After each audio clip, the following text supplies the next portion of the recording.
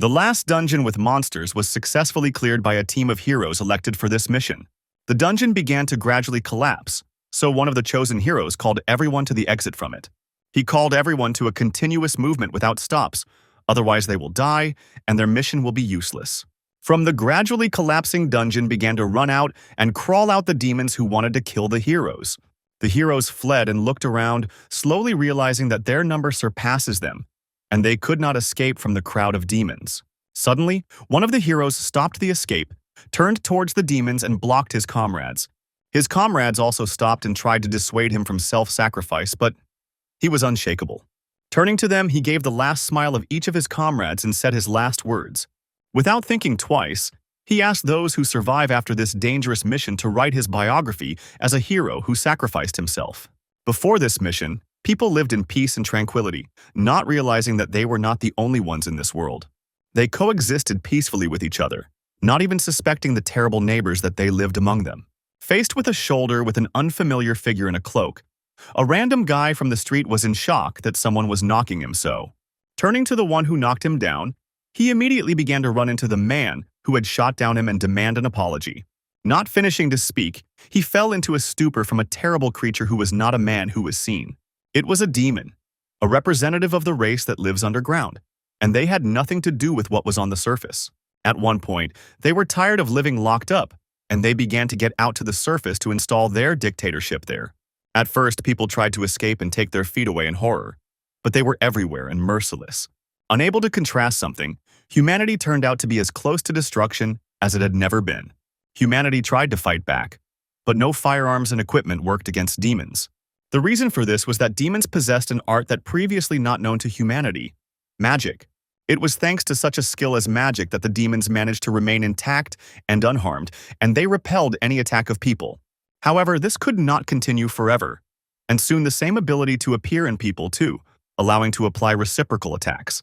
It was those whom the unknown power endowed with magic that became superhumans, whose possibilities were outside the human borders.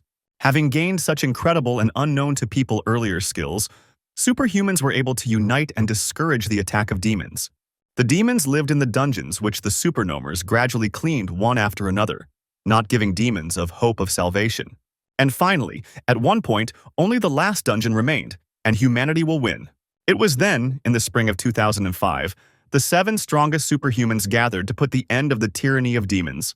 They went down to the main lair of demons, the last dungeon of the gate, and cleaned it from all the demons that lived there. They put an end to the continuous war of people with demons and saved humanity, for which people called the 7 Saviors. After the victory over the demons and the cleansing of the gate, the 7 Saviors gained great wealth and glory and became celebrities. But also in the war there is no loss. And this reminds that one of the 7 Savior has never returned from the battlefield. It was the leader of the 7 Savior, William, the only one who did not return and could not enjoy rewards and glory. At a time when all survivors after the cleansing of the last dungeons became celebrities and bathed in wealth and glory, William, thanks to which this war was successfully finished, became a legend, and a huge monument was erected in his honor. 17 years after the 7 Saviors ended the war, a sports match was held between France and South Korea. The France team attacked, but for unknown reasons the team of South Korea could not hold a blow. Mike was the main favorite in this match. He played for the France team, looked beautiful and played great. His skills made it possible to perform such things on the field that he carried the team of South Korea to fluff in their own territory. He was such an incredible player that I could alone pick up 6 murders in a row that commentators noticed. Commentators torn from what they saw and were perplexed from the fact that the International League never visible such a player. They also noticed that if he will continue to play at this level and higher, he risks the 3 of the best players in history. Of all the players of the South Korean team, only Marie survived, a skilled player with a whip, whose skills were also on top. Due to the fact that her whole team was literally dry, she had very little chance of victory, but she is not one of those who just give up. Without hesitation for a second, she confidently went on the offensive on Mike, using her proprietary lash as a weapon. Closing closer, she delivered an accurate blow to the chest in the chest, after which a grave silence reigned in the stands from the expectation of the result. Since she was the daughter of one of the 7 Saviors, everyone had high hopes on her, but she missed. Mike deftly dodged her blow, starting a quick movement behind her, which put her in a disadvantage. He noticed that she was a strong player, but her team dragged her down, after which he delivered her a final blow and finished the game. The commentators were delighted that Mike was so strong that the whole team was not enough to stop him. Spectators sat in complete disappointment and were perplexed that there used to be a lot of talented superhumans in Korea, but they lost this way. The head coach of the team of South Korea also recalled how they successfully smashed the demons, but now they are not the same. It was a complete shame for him for the nation, which made 2 of the 7 saviors of humanity. The commentators confidently agreed that the French were very good, but because of the defeat of Korea, their people are now not easy. The social networks were already torn by angry and disappointed messages about how such a great nation could lose with such a bang. Disappointment was already ending in the stands, and anger and rage began to appear due to the fact that they failed at an international match. Mason is one of the 7 savior, as well as the head coach of the Korea team, was disappointed in himself and the 3rd failure in a row. Mike and the audience were right. Marie was really a very strong player with great potential, but the team pulled her down. Yes, indeed, they used to say about Korean superhumans that they were the most powerful and hardy. But all this remained in the past. Mason walked along the corridor and could not drive his team out of his head, repeating in his head that everyone who knows at least something went abroad. For a second, he also remembered the 2nd Superman from Korea, the deceased William, and summed up that not only left, but also died. After a little more walking along the corridor and going to the coaching, he stopped in front of the photograph of the 7 saviors and began to intently examine it. He greeted William that he was depicted next to him, and sadly added that it was very sorry that he was not there now. Suddenly, there was a knock on the door and the guy leaned out because of her, telling Mason that everything was ready for an interview with him. Turning to him, Mason did not honor him with an answer, but only said nothing, sighed a couple of times and continued to soak in the clouds. After standing a little more, he began to go to the exit of the room, saying aloud that he needed to bring public apologies. He also added that under his coaching the team is going through the worst time, and he needs to leave the coach. The guy tried to dissuade him, but Mason was adamant, and only once again said that he would report his departure in an interview. He also added that if he can change something, it is if William returns from the other world, and he better quit the team for reputation. While the guy was trying to convince him, Mason in his thoughts involuntarily rejoiced that he would finally quit this position. Suddenly, in the front pocket of his jacket, the phone rang, and this sound pulled him out of the deep thoughts into which he was immersed. When he removed the phone from his jacket pocket, he was very surprised, since the president of the association called him. Picked up the phone, he heard the voice of the president, who did not even greet him, but immediately asked if he watched the news. With a sighing with displeasure, Mason said that he was aware that the head coach humiliated the whole country, as he is him. Mason was simultaneously surprised and dissatisfied with the fact that the president interrupted him, saying that he was trying to say not about that at all. After listening to the president's message carefully, he fell into a stupor from what he heard and asked the president to repeat again. In the very place of the city where the monument was erected by the deceased hero from the 7 saviors, lightning struck in the sky. Something fell from the sky right near the monument, creating dust clouds, which people began to look around in fright. Gradually, in the center of the city, a huge crowd began to gather at the foot of the monument to the hero of the war with demons. All of them stared at the body of a man who fell from heaven, the Superman who died 17 years ago and the hero of the war, William. Mason continued to stand in a stupor, removing the phone from his ear, from which the director's indignant cries came. At first, an incomprehensible flash of lightning, then a fall. This could all mean only one thing. William returned alive from the other world. William was surrounded by monsters, locked from the outside world, and nothing else was left but to stand to the last. The demons attacked him in front, from the sides, from the back, and it was never possible to guess which side they attack him next time. There were thousands, hundreds, millions of them, and they all crawled on the ground, soared in the air, but they had something in common. They all wanted to kill William. Despite the fact that William was exhausted and alone, he did not give up, but only confidently grabbed his sword stuck in the ground after the blow. The demons who were preparing for the next attack looked angrily at him, waiting for the next moment to attack. William chopped demons without mercy and fatigue until he could say with confidence that the gates in the dungeon were sealed. Having sealed the gate, he sank into one knee with fatigue, leaning against the sword, and the remnants of the demons immediately attacked him. William rose and again took his weapon in his hands, blocked the road to the demons to the exit from the dungeon. Already swinging his sword, he understood that they were unlikely to end to his death, but clearly understood that he would be fighting to the end. Suddenly, William abruptly opened his eyes and rose on the bed, trying to balance the rhythm of his breath and slow down the knock of his heart. Slowly realizing that he was not in the dungeon, he began to ask himself the following question. Where is he then? Suddenly, his attention was attracted by the voice of a nurse who entered the ward and was pleasantly surprised that he woke up. Having looked at her angrily, William missed all the enthusiastic phrases passed and demanded an answer to the question of where he was now. I ignored his question. The nurse asked about how his well-being, and then replied that he was now in the hospital, which was very obvious. William could not connect events in his head. A minute ago, he was locked in a dungeon, and now he is in the hospital. A scream involuntarily broke out of him when he heard that it was not 2005 on the street now, but 2022, which was why he was in a slight shock. The nurse tried to calm him down, but she herself did not fully understand how to correctly explain to him what was happening.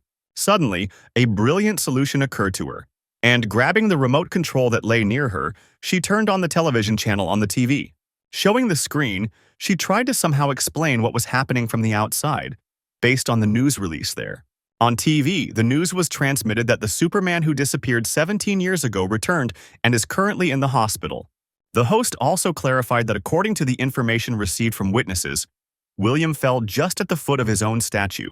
Another mentioned detail was that he was in his armor at the time of the fall, and over the 17 years, not a drop changed externally. The result was the opinion of experts, which was that the reason for the return of William was a temporary anomaly. Still sitting in bewilderment, William could not believe that he had been going on from his campaign in the dungeon for 17 years. The nurse once again confirmed that everything said on TV is true. Otherwise, there would be no horror outside the windows of the hospital. Looking out the window, William saw crowds of cars and journalists who literally guarded him, waiting for the moment he left.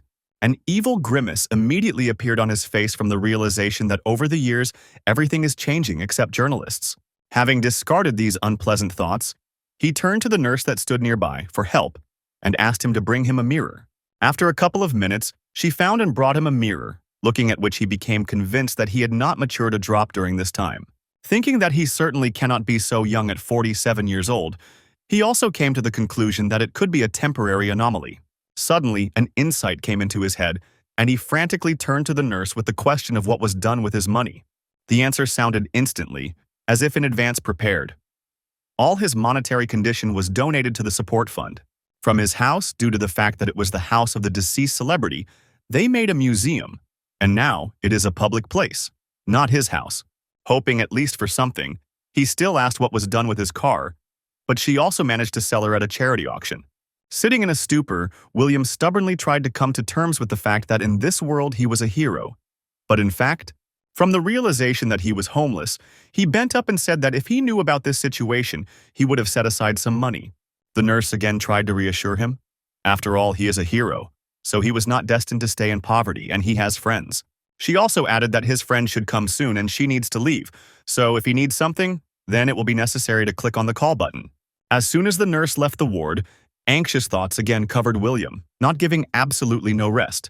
Yes, everything was different outside the window, and the news and other factors proved that the future was the future, but he still could not believe it. Having thought about everything, he came to the conclusion that he would ask Mason about everything, and now he needs to conduct introspection. Slightly straining, he applied his ability Analyzing Gaze, after which his eyes began to glow. William's ability, Analyzing View, made it possible to visualize and analyze the abilities and talents of living creatures. The main advantage of this ability was not only that it did an analysis of skills and talents in the present time, she also allowed to see the potential of the chosen being and analyze his skills and talents in the future. It was thanks to this ability that William got the opportunity to develop much faster than the superhumans surrounding him. Soon, thanks to his incredible skills and this ability, the glory about him scattered around the world, and he became the commander of the stripping group. And because of his ability, he saw the potential in Mason, who asked for his disciples, for William was a very strong Superman. Having analyzed his skills, William realized that in fact, Mason was not a loser, but a talented Superman with just huge potential. Once again, looking at his skills, talents, and potential, William was convinced that he had this ability not to have this ability and agreed to take Mason. Sitting in the hospital and considering his indicators, William at first did not notice anything strange. Everything remained the same as it was. However, at one point, one line, which stood out among the rest, attracted his attention: the willpower with a value of 110. He was in shock because he remembered that the willpower is such a parameter that could not be raised above than 100 units and then 110. He also noticed a new ability that he did not have before, looking at which he saw its name: immortality. He sat in even greater bewilderment, considering a new ability, since he had not noticed it before. William thought a little more and put forward the theory that such an incredible ability was given to him for that battle in the dungeon. From his thoughts, sharply distracted the noise in the corridor and voice, and after some time, a knock on the door, so they came for sure to him. In the first glance, a man was an unfamiliar person in the opening, but the more he peered into him, the more familiar to the devil he noticed. Realizing who he sees in front of him, he still could not fully believe that Mason, his old friend, could change so much. Mason, in turn, looked at him with a mixed sense of joy and surprise, from which he almost pierced his tears. As a result, having accepted the fact that his old friend William is really alive and sound, Mason still burst into tears, looking at him with joy. William grinned in response and even laughed slightly, noting that over the years, Mason became very sentimental, as for a Superman.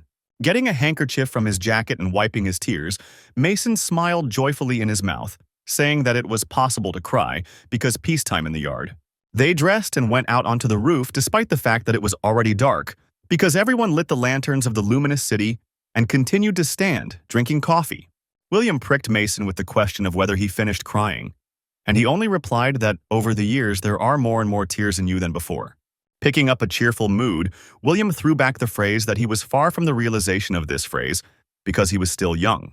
He also asked Mason about whether he had fulfilled his promise, in response to what Mason asked in surprise about what promise we were talking about. Grinning back, William reminded Mason of his promise to write his biography when they leave the dungeon where they fought. Mason replied that specially for this, he hired Gostos the writer, the famous writer fantasy Romaniacs, and a very solid monastery was obtained. He also added that in addition to the biography, documentary, and feature films were shot, and everything looks like mythology there. Suddenly, sad thoughts again covered William, and he again began to worry about what to do now. Standing on the roof, he sorted out the information about the current world in his head, still surprised at how much new is here. Having decided to diffuse the tense environment and break the silence, he decided to make fun of himself that he was a hero, but a homeless person and unemployed. Putting his hand on his shoulder, Mason assured him that he had him one way or another, his friend who would help him in any trouble. William was surprised at how much Mason grew up while he was gone, and asked how he had money. Mason replied that he had money from raids, as well as a prize, and he naturally made some investments in his future. William was at a loss from the fact that business still did not fall apart, taking into account the fact that the head was at the head as Mason. Mason grinned nervously, cringed, and admitted that he had entrusted the whole thing to a professional because of his own inability. In response to this, William was delighted and poked Mason to the side, saying that they were both unemployed, and for some reason, this fact was very pleasing to him. Having a little hesitation, Mason uncertainly said that he had another job, which was very surprised by William, and he asked what kind of work it was. Judging by the appearance of Mason, he regretted that he had said this, so he was silent for a long time. But as a result, he still quietly replied that he was working as a national papernaia coach. William asked him, because due to a very quiet answer and the noise of the street, nothing was heard at all. But Mason was digging on his phone. A little more rummaging on the phone, he handed it to William, and he saw on the screen the sign, Final of the European Eyeing Championship. William carefully examined the flickering pictures on the screen, and with every second to watch, he had more and more questions. He noticed that dangers cleared by them 17 years ago were shown here, and he was at a loss, as he thought they were destroyed. Mason explained that this is a virtual reality, the Battle of Superhumans, where the dungeons are an arena of the battle, but his surprise still remained. He also explained to him that this is a kind of business that was always afloat, but after their victory gained frenzied popularity. In the expression on William's face, it was clear that he was slightly disappointed, and he added that, in his opinion, this is just childishness. In turn, Mason tried to convince William, saying that high-class players are comparable to 7 saviors by force. From the passion of the game process, William began to gnaw at the tube without taking his eyes off the game, spreading the standard, understandable, in response to the Mason phrase. Continuing to watch the match, he finally asked the most obvious in this situation, But the most unwanted to Mason, the question of where Korea was, where. Without waiting for an answer, William turned his head in displeasure to Mason, asking him about the state of his hearing, and repeated his question. Without waiting for an answer for the second time, he asked his question again. And he also saw a garbage at the other end of the roof and decided to try to get into it. William also noted that despite the small population, they had a lot of talented superhumans, so they are definitely not the last. Nervously swallowing after this phrase and a little stir, Mason uncertainly told the truth that he did not want to voice him for a long time. After Mason said that South Korea was the last, William's hand fluttered, and he missed a glass past the trash. He continued to stand as if Doug, trying to understand whether Mason said just a joke, or is it really true. After standing for some time, William gathered his thoughts and turned to Mason with a mixture of surprise and indignation on his face. For some time they stood on the roof and then went down, got into Mason's car and drove along the night street. Mason tried to justify with abstruse thoughts why Korea loses to everyone, and William only grunted displeasedly. Mason uttered a few more morals and ended his fact that this is why their country is the weakest in this sport. William was slightly indignant at the stupidity of these words, but looked out the window under Mason's speech that the authorities considered the Koreans too dangerous. And this was the reason. Mason continued to say that because of his own fear, the authorities limited the capabilities of the Koreans, and even him. This time, William agreed with Mason and noted that even in his time the strongest super entities left abroad. Mason only nervously grinned in response, and William added that it would be worth breaking their kneecaps at the time when it began. Mason also noted that William at that time watered the president and politician with a very large amount of dirt, so their actions are natural. He continued that he led this to the initial topic of the conversation. It was because of these riots that they cut their wings and the level of players fell. Mason decided on the proposal of William. He had already begun to speak the phrase, but he in turn cut it off with a refusal, not allowing 3 words to say. Mason was indignant that William did not want to go to the sport, but he just wants to sit down and sitting in one place. William, in turn, was indignant and said that he did not want to live more like a Superman and left everything in that cave, but wants to live like a person. He also added that he is clearly not the person who will fight for others, so he refuses about this sport. Remembering the childhood, William talks about how he fought for survival and respect in the place where he was brought up after receiving the super hell. He decided to end his small monologue with the thought that at this time he wants to live for himself, and this is not bad. Suddenly, he remembered another detail and reminded Mason that the journalist did not give him a passage. And if he went to sports? Mason decided to joke and asked if he was forced to play his blood thoughts about the battles, for which William only laughed. Mason turned away, leaned back in his chair and again began to look at the road, saying that he was actually while postponing thoughts about sports. Suddenly, William violated the silence with a statement that the Korean supernomers are not so losers as the media, and Mason described them. In response to Mason's questioning look, he pointed to an advertising shield outside the window, on which a girl with a good figure was depicted. He noticed that she had a pretty figure and eyes, and she is very pretty in itself, so everything is in order with supermen. Mason sighed heavily and told William that he was talking about his daughter now, in response to which William choked on surprise. William stated that she had recently been 6 years old, to which Mason reminded him that 17 years had passed, and she was now 23. William tried to defuse the situation, trying to beat his words as a joke, making his daughter clumsy compliments. Mason cut him off, stopping the horror that came from his mouth, asking William to at least be silent, after which he apologized. In such silence, they continued to drive along the night street, and purple lights were lit by the road, creating a pleasant atmosphere.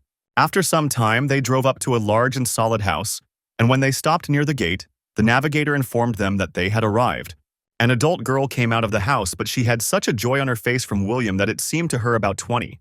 Without removing a smile from her face, she said that she was very glad to see William, since she had not seen him for a very long time. And it's nice to see the deceased alive? William said that in turn he saw her a week ago, and in response she answered him that she managed to get very old for this week.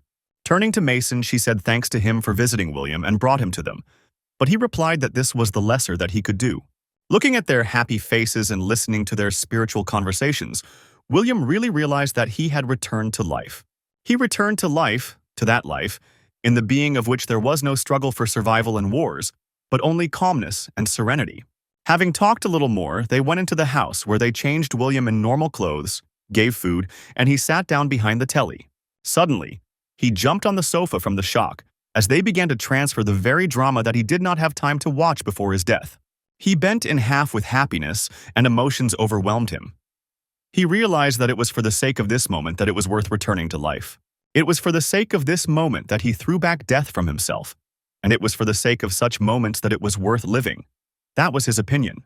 William stuck in chips, lay down on the sofa, and only did that. He joyfully said that he would stare at the telly without stopping.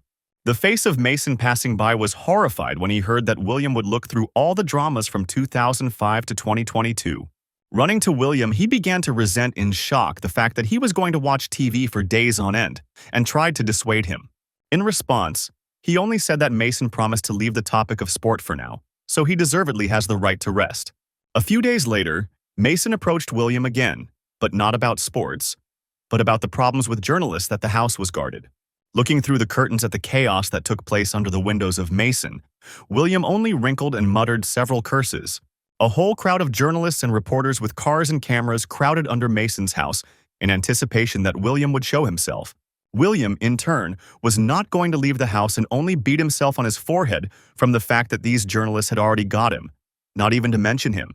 Looking a little more out the window from the couch and thinking a little, William got up from the couch preparing to say something. When Mason looked at him in surprise, he told him that he was going to finish all this tomorrow and once answer them all the questions. In the end, he added that he does not plan to make more meetings, so he will make them behind him once and for all. The next day, everything was ready. Thousands of cameras were directed in only one place, to where William was now. Everyone was extremely surprised by such an early appearance, as they thought that they would have to stand under the doors for at least another month. Everyone was also surprised that he was behaving quite restrained, although he has a displeased look, but he had already left and is ready to start the conference. Taking the microphone in his hands, he uncertainly began to speak his speech that he himself was surprised at his return, and knows no more than all of them. While he was talking to the journalists, Mason was surprised how restrained and culturally he tried to talk. However, at a certain moment, everything approached the phrase in which William said that after this conference, no one else approaches him. Although short-lived, the hope for the normal interview of Mason was destroyed, although he was not surprised by such a statement. William said that everyone has the right to ask one question, each of which he would give an answer, and immediately began to take off their hands into the air. At one point, one of the journalists raised his hand, and when Mason asked him, he began to ask a very uncomfortable question. He began his question about what William asked if he had heard from Mason about the game as a battle of supermen, to which he was given a positive answer. Having received a positive answer, he decided to add the question that Mason most did not want to hear, whether William would go to esports. After this question was raised, the crowd was immediately worried. Everyone began to throw their eyes because it excited all those present. Mason had already come to terms with the fact that complete lawlessness would take place here, and there would be just a cloud of such uncomfortable questions. William, in response to this question, without thinking twice, stated that at the moment he had no desire to go to esports. The journalist did not lag behind him and continued to sit, demanding from William not only refusing, but also the reasons for this refusal. William was already starting to bother this bond member old man journalist, so he answered him in decay that he did not consider it necessary. The old man tried to go the other way. He tried to take him weakly, saying that he was feeling incapable of it. William was not so stupid as to buy for such a cheap provocation, so he replied that he would have thought so if he were an old man with bald patches. As a result, he stated that he did not like this sport, and this is not discussed. And he, in turn, is not a clown to do what others want. In order to somehow seem decent, he went to the microphone and tried to summarize the conversation, adding that he tried to satisfy everyone. When William already turned and was about to leave, the last journalist, whom he ignored and did not give an answer from the crowd. He said that a certain James Walker spoke about him and said that the head of the Seven Saviors has long been in the past, and asked what he was thinking about this. William was surprised to hear this name because he hoped to never hear it again and asked the journalist. The journalist confirmed that he is talking about James Walker, an American Eeyore sportsman who is called the best tank of America. William was even more surprised and asked the journalist about whether he was really one of the best. The journalist said that he was not, and the best three is Michael Bernard, France, Jack Mayer, Ireland, and Daniel Mansk, Germany. He said that James Walker is an outstanding player of America, but even more so, he is not included in the top three. William disappointedly rubbed his forehead, saying with irritation that even after so many years he continues to pester him. He thought and confidently gave the journalist the answer that if he did not even enter the first 3, then he would not talk to him. William also said that if he wants to fight him, he would not do it in the game, and let him come and tell him in the face. He viciously looked into the camera and added that he was buried by James Waker with his own hands in the garden. Somewhere far, this program was watched by other people who grinned, admiring the courage of the recently returned William. The president of the Korean sports agency grinned, looking at the TV, anticipating how James would deal with him. After what he saw, James Walker himself squeezed the phone in his fist, which is why he cracked and fell apart into small pieces. He called out to Wood, his agent, and notified him that he urgently needed tickets to Korea. The next day, Mason's house was raised on the ears in the morning due to a call from the Korea Esports Association. Mason notified that they would have the Premier League with the United States, but William only interfered with watching TV. He told him to go to talk on the phone in another place, and Mason only closed his eyes with displeasure from the conversation on two sides. When Mason finished talking on the phone, William asked him about what was the reason to interfere with him to watch TV. When he heard that there would be the Premier League with the United States, he did not react in any way and returned to the TV, and Mason reproached him that he was to blame for this. After Mason accused William of this, he was indignant and asked what he did to be guilty. Mason sighed and reminded William how he publicly sent the chief player of the United States at a recent conference with reporters. He also added that most likely after such a loud statement on television, he will be beside himself with rage. Mason also added that he had not entered the top 3 was too loudly a statement that he was trigger. As a result, he added that James could not fight him, so he would take out evil on the team. But William only sent him again. From the suddenly surging problems, Mason grabbed his head, and William wished him good luck and said that he would not be here until he was. Mason looked at William as a traitor, but he no longer paid attention to him because he was interested in another question.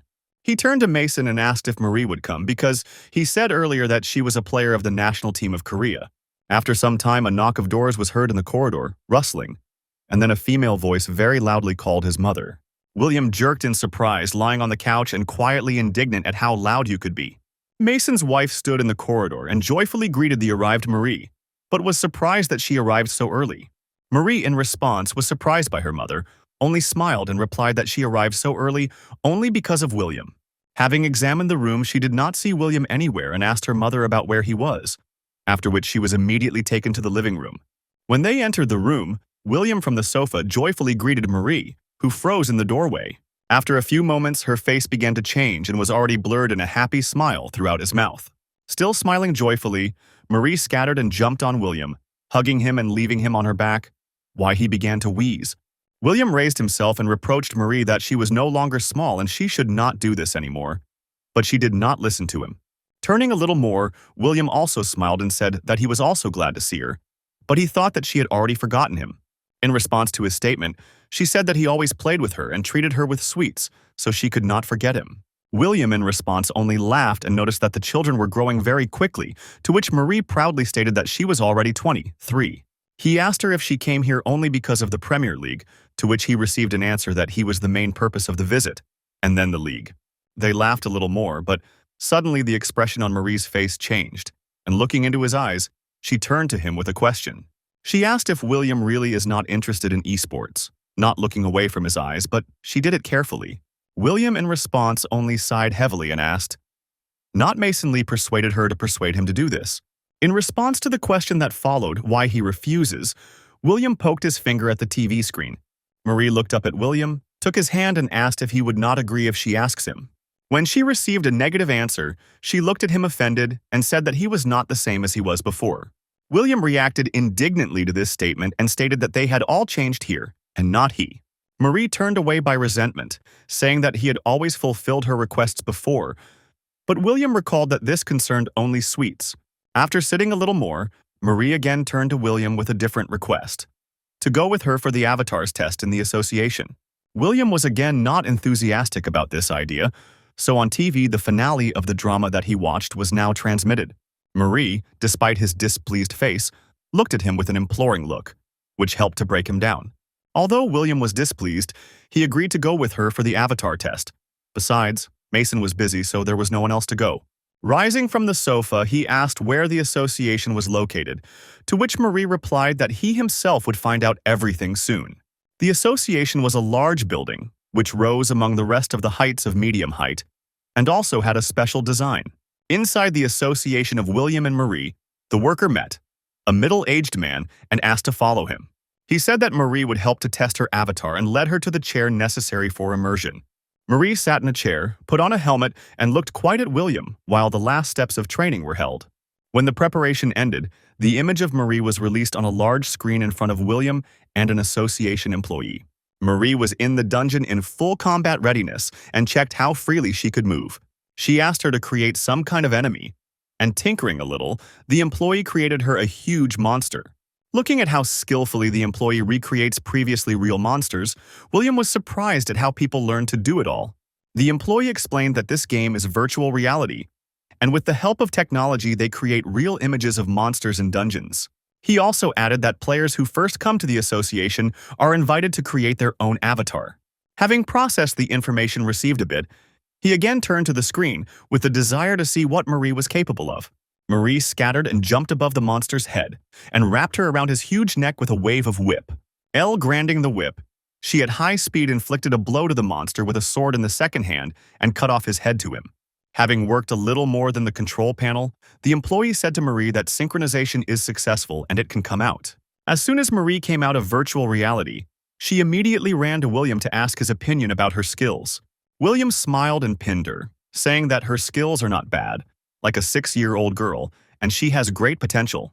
She again invited him to try, but she repeated to play in the league that he only had to try, but he would not play. Marie also added that she just really wants to see him in action, as she heard a lot about his skills from Mason. She grew up, but due to the fact that William died, she could not look at the skills that she heard from her father's stories. Unable to resist anymore, William exhaled irritably and gave his consent to the avatar test. At first, Marie did not believe her ears, and then joyfully looked at William, who reminded her that it would be only once.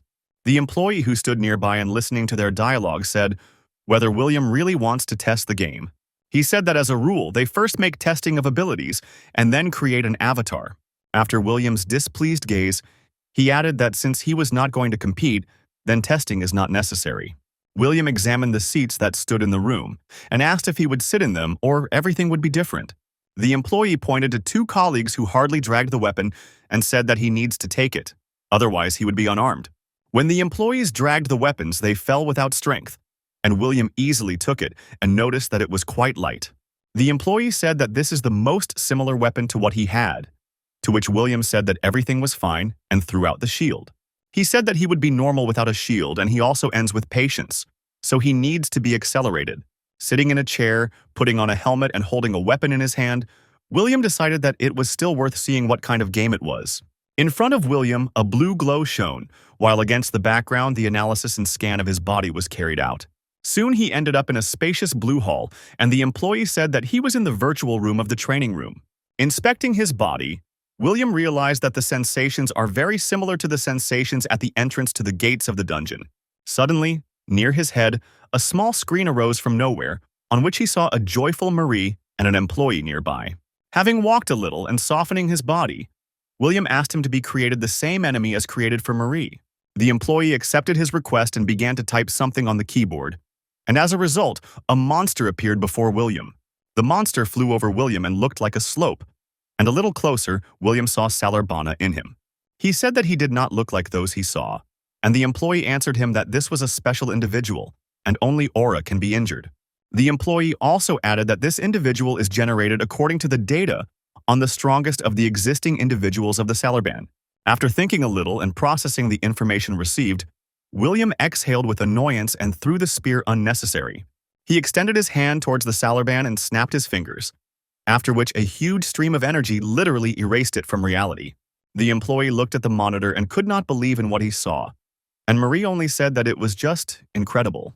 She said in surprise that he killed him with a click of her finger, and William was indignant, saying that there was nothing special. The employee objected that, although Salarbana is not the strongest of the monsters, it is impossible to kill him with a click of his finger. William again sighed with annoyance and asked the employee to stop jokes and generate a monster to him more. While the employee was looking for him a suitable monster, He continued to inspect himself and realized that he did not feel the difference between life and this place. He again turned to the employee and said that although it was the strongest Salaban, he could not get along normally. Suddenly, his attention was distracted by a voice that said that Salaban is unrealistic to compete with the strongest of superhumans. Suddenly, the system failed, and the employee tried to do something, but the penetration from the outside was no longer interrupted. It was an attempt to connect with this virtual world from an external source, and, unfortunately, it was completely successful. In the air, not far from William, the avatar, unfamiliar to William, was generated and began to fall to the ground, shouting something. It was James Walker, who was connected from the outside, and when he fell, he viciously looked at William and asked whether his proposal was still in force. He stood in a fighting stance, waiting for an attack, but William completely ignored his presence and looked somewhere to the side. He again turned to William, asking why he was so surprised, because he called him, or he was so frightened. From the fact that William completely ignored him, he completely brutally, and saying that he would prove that William's power was worth nothing, he attacked the first. He pushed away from the ground and rushed towards William, who did not even try to defend himself, and wished him death. Having struck, he made a hole in the floor, but William did not hit the blow, and William himself disappeared somewhere, which James was surprised. Suddenly, William's voice was heard behind James, why he fell into a stupor, and said that he certainly could not scare him. William sharply appeared in James' Waker behind his back, and once again repeated that it could not be so that he would be afraid of a fight with him. He added that he just thought very much about one idea and how to crank her in battle with James. James stood in front of William and carefully examined him, not understanding where he got such power and confidence. Marie and the employee still stood in misunderstanding from how James Waker managed to get inside their system. Suddenly, the door behind them swung open, and 3 people entered the room. Mason, director of the Korea Sports Association and Walker manager. The director of the association grinned and waved his hand, telling them not to be worried, because this battle is carried out with his permission. Now Marie and the employee were sitting even more shocked, as Mason said that he was busy, and now he was standing here, so with the director. Director George explained that everything was agreed and agreed on everything in advance. They simply forgot to inform them about it. After he explained everything, he turned to the manager Ella, manager James Waker, and asked if everything suits her. She said that they were grateful and satisfied, since this battle was a very difficult request for Korea.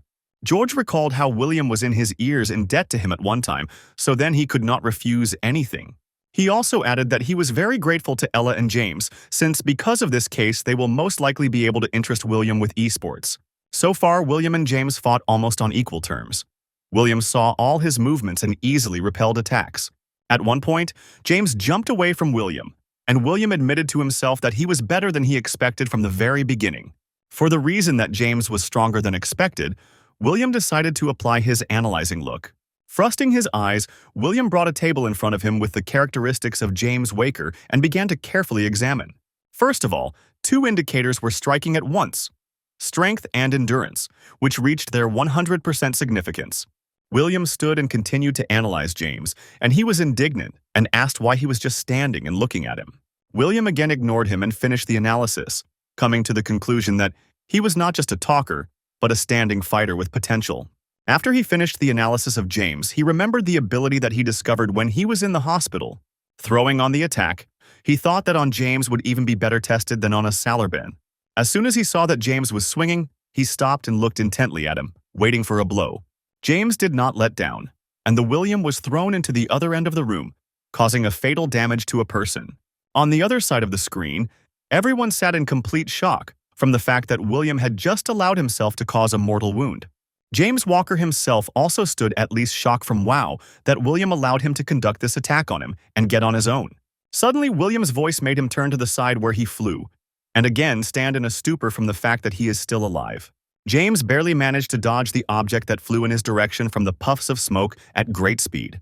Turning back to the wall, he saw that it was a spear of William, which he threw, and this created even more questions.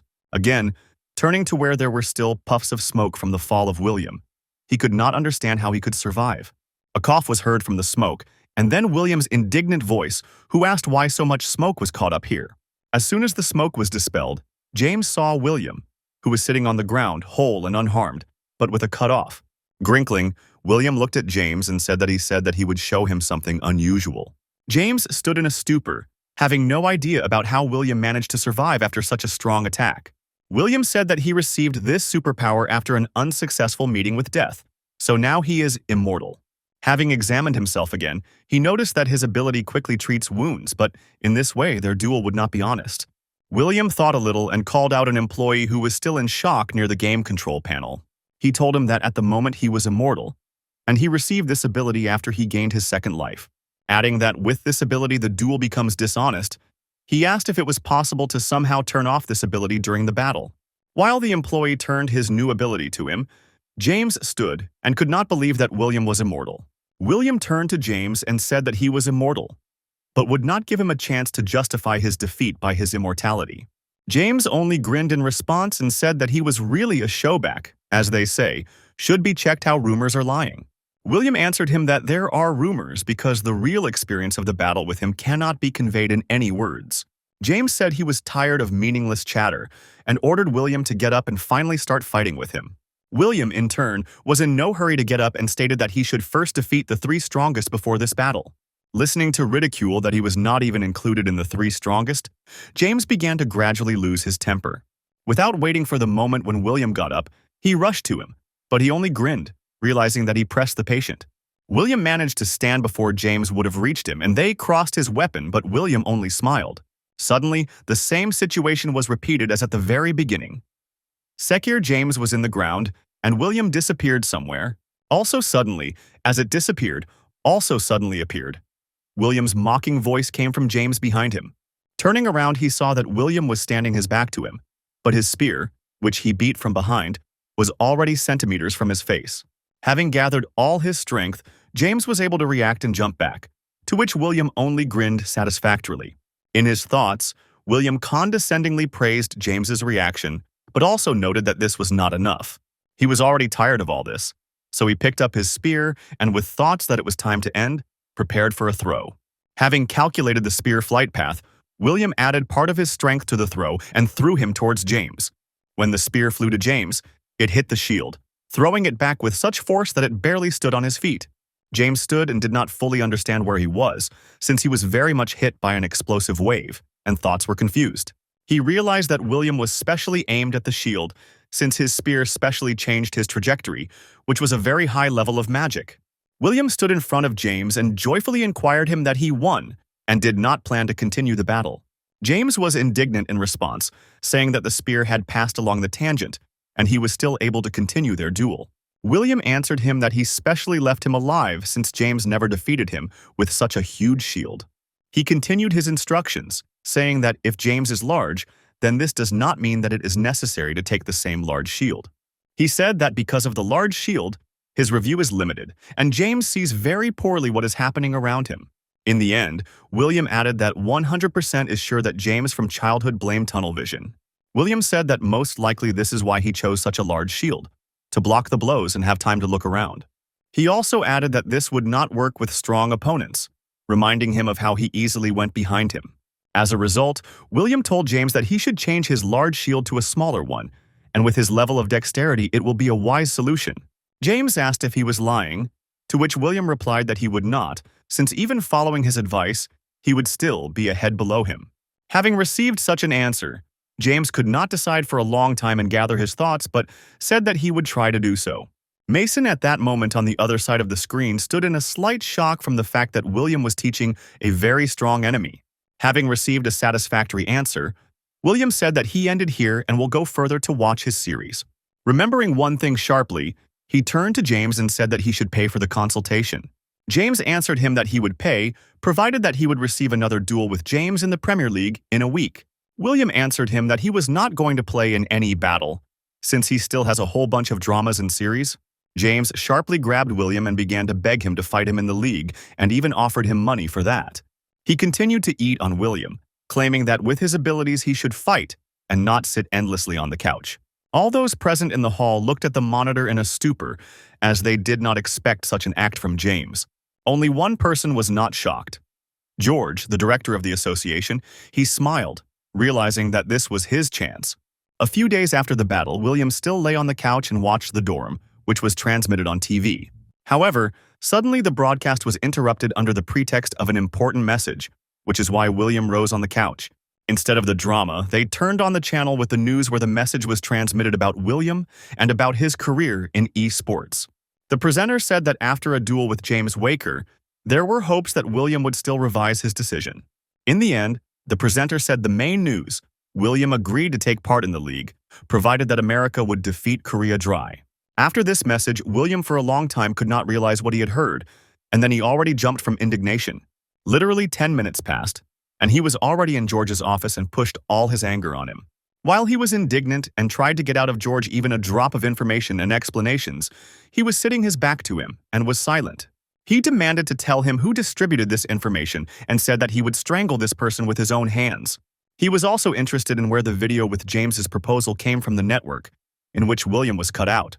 While he continued to speak, George got up and abruptly made him a bow, apologizing to him several times, then forced him to shut up. George said that Walker was too influential at the international level, so he could not refuse him.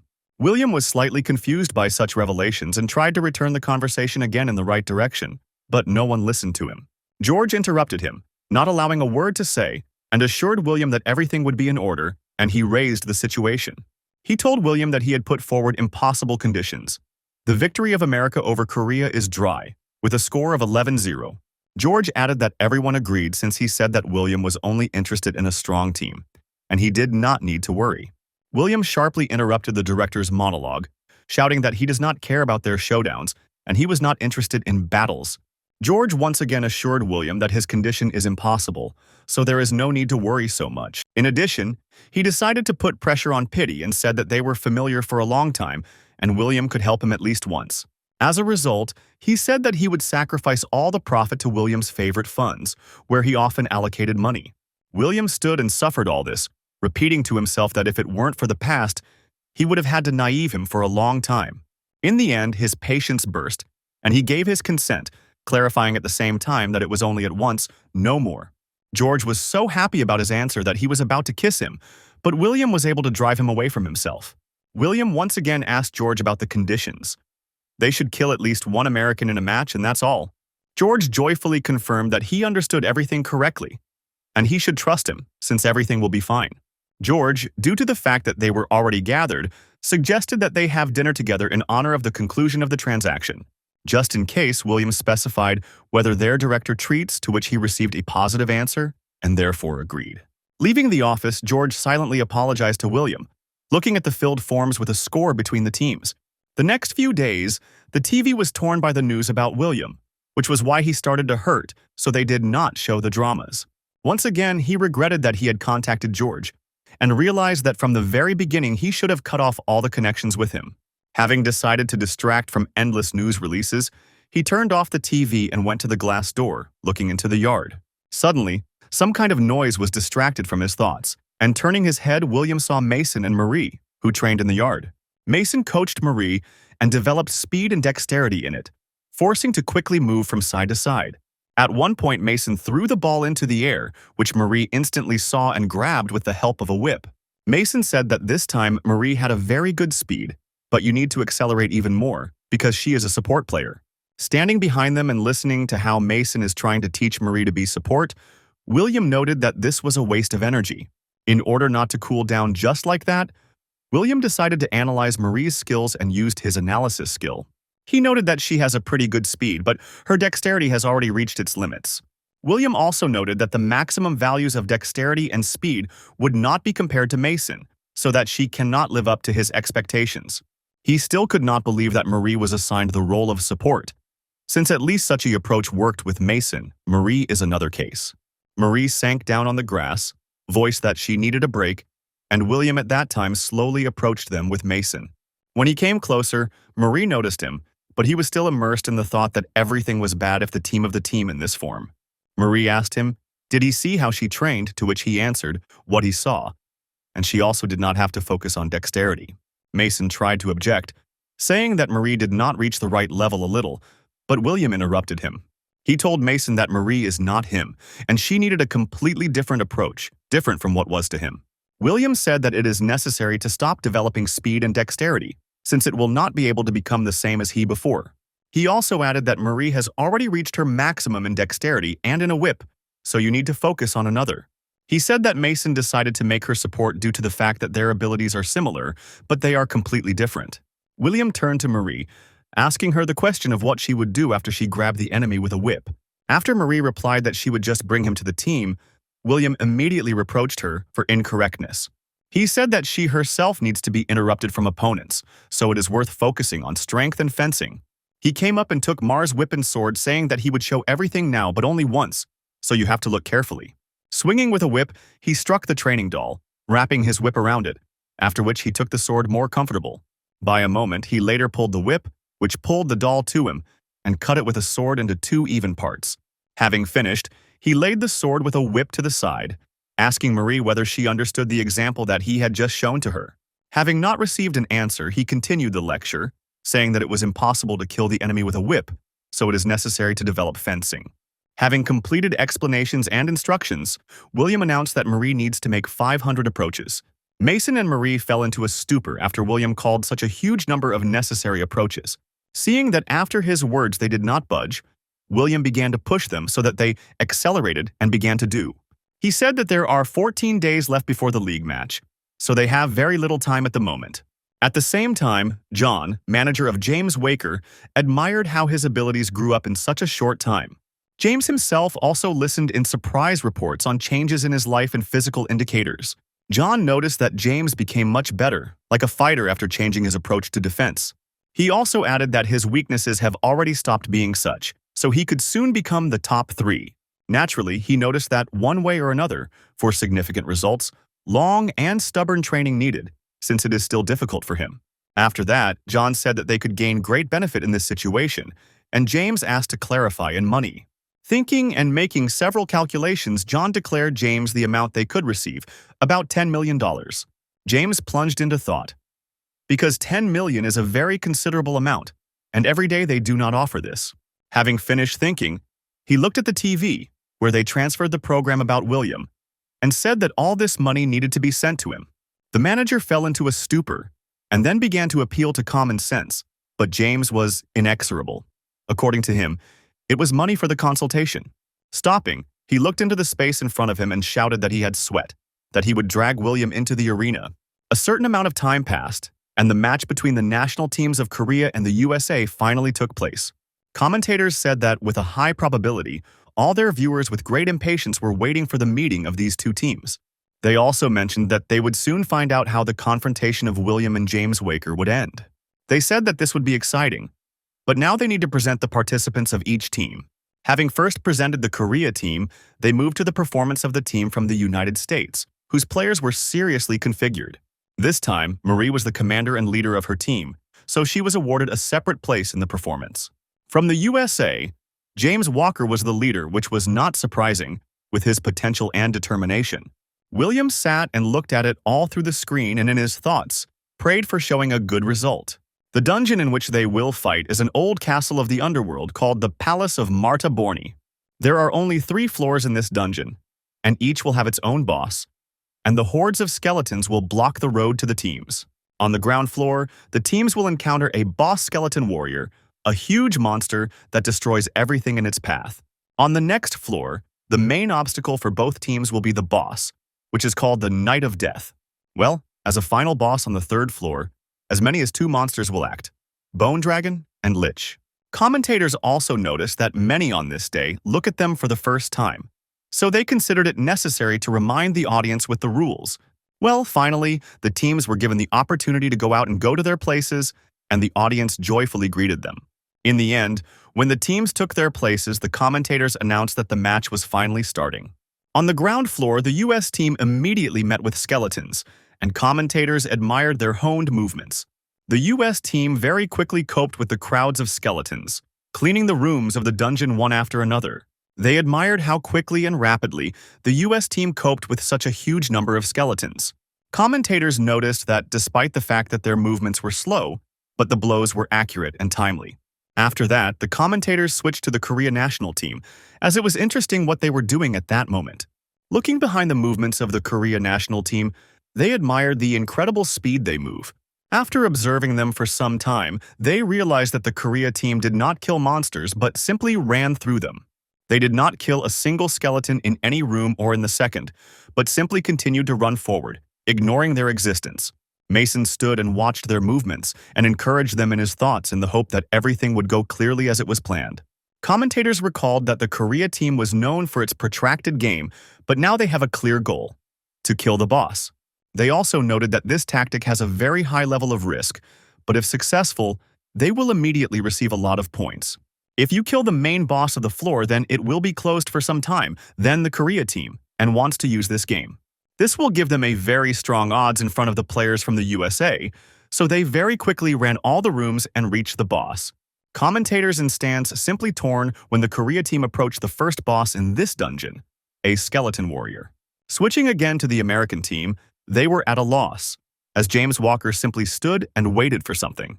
One of the members of the US team settled in an ambush in a room with the boss and was waiting for something, and this caused great surprise among commentators. Players from the US national team were mocking the stupidity of the players of the Korea national team and offered to go to the second floor, but Walker refused. He said that they needed to enter the room with the boss, and the member of his team said that he would lend Walker his strength. The Korea team at that moment almost finished beating the boss, and Marie flew forward to deliver the last blow to the skeleton. Suddenly, right in front of the moment when she had to finish the boss, James Walker flew out of the shelter and knocked her right in flight. The whole team of Marie stood in a stupor without the opportunity to move, because he flew so unexpectedly that no one even noticed. Mason realized that he used the power of his member on the Urigan command, thanks to which he was able to move so quickly. Thanks to this strengthening and strong impetus, Marie threw it to the side and, hitting the wall, she was instantly killed. James said that it was a good idea to beat the boss right away, but only victory is important in this game. This is the main reason for their defeat. After his words, absolutely the entire national team of America flew out of his back and began to attack the already weakened skeleton warrior. Having carried out literally a few attacks on it, they finished it off, and the system informed that the floor would be closed in 10 minutes. Despite such a head start, James Walker decided that everything needed to be finished right here and gave the order to attack the participants of the Korea national team. The national team of America mercilessly attacked the Korea national team and began to shred them to the right and left, not giving a chance to escape. Commentators noticed that the Korea team was very weakened after the battle with the boss, so their positions are very deplorable. Standing before the last living participant in the Korea national team, James Walker swung and said that this time they finished. After he said this phrase, he swung harder and cut the last player, finishing the first round. Commentators solemnly announced that the US team won Korea in dry, and the second round will begin after a complete restoration of forces. Marie walked along the corridor in the thought that they could not do anything again, and they lost again with the defeat. She was also very upset about the fact that William made so much effort, but they all turned out to be in vain. Entering the room where their team was resting, she stood on the threshold of surprise, as William was sitting inside and already instructed their team. He said that he was sobbing bloody tears at the moment when he looked at their game, and their team should listen to his advice. Someone from the national team tried to object, saying that their coach is Mason, but William only ordered him to close his mouth, after which all the questions were disappeared. William said that he had not the slightest desire to get into this situation and this game, but he decided to regret them. He said that their idea to quickly kill the boss was really good, but the Americans are stronger than them in all respects. Also, William added that it does not matter how many times they will fight with the US team. The chances of winning will always be 0. After that, he said that he had not just come here, and if they listen carefully to him now, they will be able to kill Walker. William said that the Palace of Martha Borney is one of the dungeons that he passed with the president of the association. He assured them that this is a very light location. Only the third floor would pose at least some danger to them. However, the problem was that with their level of skills, even such a light dungeon would be a big problem. He also said that they had a pretty good plan, but it would be nice if their plan also worked. Their main problem was the lack of intelligence. They immediately rushed to the boss without even following the actions of the enemy's team. Then he reproached them for the fact that they had no ability to think in advance. They would not be able to fight with the United States, even if they killed the boss. He summed up that the Korea team deservedly was defeated, as they missed the elementary foundations. William hit himself on his forehead from disappointment at the level of the game of the national team, and also regretted Mason who trains them. After standing a little more in such a pose, he announced that the past still could not change, so the conversation about the first round can be finished. William once again asked for silence and said that, "Now you can go to the point," and he will tell them how to act further. The second round began the next day, and the commentators immediately noticed that the US team moves more actively than usual. They suggested that they specifically use tactics with division into two groups to quickly defeat the Korea national team. Commentators noticed that such tactics are better than the rest of the USA USS, the tank of the team, James Waker. They were about to bury the hope of the victory of Korea, but the sudden action of Marie made the stands and commentators freeze in shock. Marie, barely appearing on the battlefield, immediately rushed forward, starting to act more actively than she did before. Commentators were surprised that the national team used to play from defense, but now, Marie changed his position and acts completely differently. This time, William sat satisfied, looking at the actions of the Korea national team, since everything was still clearly according to his plan. He also noticed that if they do everything in clarity according to him, then they will have a small chance to win. Marie, after a conversation and training, ran around the dungeon with complete confidence that they would win this round. The scout of the US national team, as the last time, stood in the shelter, but he informed James that he did not see the players of the Korea national team. Walker told him that he and several more members of his team remain in ambush, since there is only one passage there. Suddenly, while James was already looking forward to the battle with William, the wall began to tremble behind him, and noise began to come from there. Turning to the noise, he saw that part of the wall behind him began to collapse, and a bright light appeared due to faults. After a few moments, the wall finally collapsed, opening James's gaze, a secret move from which members of the Korea national team began to run out. William told them that the first step towards the victory over Waker was a successful intelligence, as it is necessary to find out the number of players near the walker. He said that this time the Korea national team will not have a goal of hitting monsters or killing a skeleton warrior, as this is the wrong path to victory. William told them that only one passage to the palace was known to the players in the Battle of Supervisors, since they were not in a real dungeon. He told them that there is also a secret passage connecting the sides of the Korea national team and the US national team. The passage is hidden in the wall, but it will help Marie with the search. This will help them find out what the team of their opponents plans. Further, after intelligence, all 11 players of the Korea national team will go along a secret passage. They will be divided and attack the US team. As a result, William encouraged them before the game, wishing good luck and saying that this time they will definitely be able to defeat the US team. Also, before the game, William approached Marie and gave advice on how to kill Walker. She needs to beat him on her feet. Marie was surprised since James Walker is a near-battle fighter, and the legs clearly cannot be a weak place with such a strong player. William explained to her that on his advice, Walker changed his shield, but was still not used to the fact that he did not protect his legs due to small sizes. He said that after winning them, it is not to put a desire to give them a single point, so they will follow all the parties. William asked him to trust him, and if they do everything as he said, then because of an unexpected attack, they will have every chance of victory. Flying out of the secret passage, Marie noticed that the national team of America really did not suspect this, and thanked William.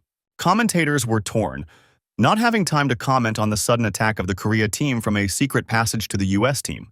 The support player in the team of Marie put on her the effect of fiery concentration to make it easier to kill opponents. Fiery concentration is an effect aura that allows you to make opponents around the carrier weaker. Although the attack was sudden, James Walker quickly adapted and prepared to beat off the sudden explosion of the Korea national team. Looking around, he saw the members of his team fall one after another, and confidence in victory became much weaker.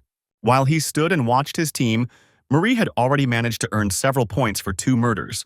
Suddenly, he noticed support players who decided to attack him from the back, but managed to react and earn a 3rd murder. Having adapted a little, he shouted to his whole team that everyone needs to gather here, since the situation is critical. However, it was a little late. They were already surrounded by 8 players in the Korea national team, and there were only 3 of them themselves. The players of the Korea national team did not stand still and attack them, and the players of the US national team were not so rapidly and accurately reflected their attacks. James Walker was not going to give up and began to give a rather strong rebuff, earned another murder, throwing his weapon. After he threw his weapon, only the shield remained in his hand, and it was at that moment that he felt Marie behind him. Turning around, he did not see her behind his back and fell into a stupor, because he was sure that she was there a second ago, Marie fell upon Walker with a crushing attack, running out of his shield where she was in a blind zone for him. The attack of Marie caused a huge damage to James, but she already ran behind him, stopping her offensive for a second. When James thought that he was given a second chance, he felt a whip on his leg and realized that this was the end for him.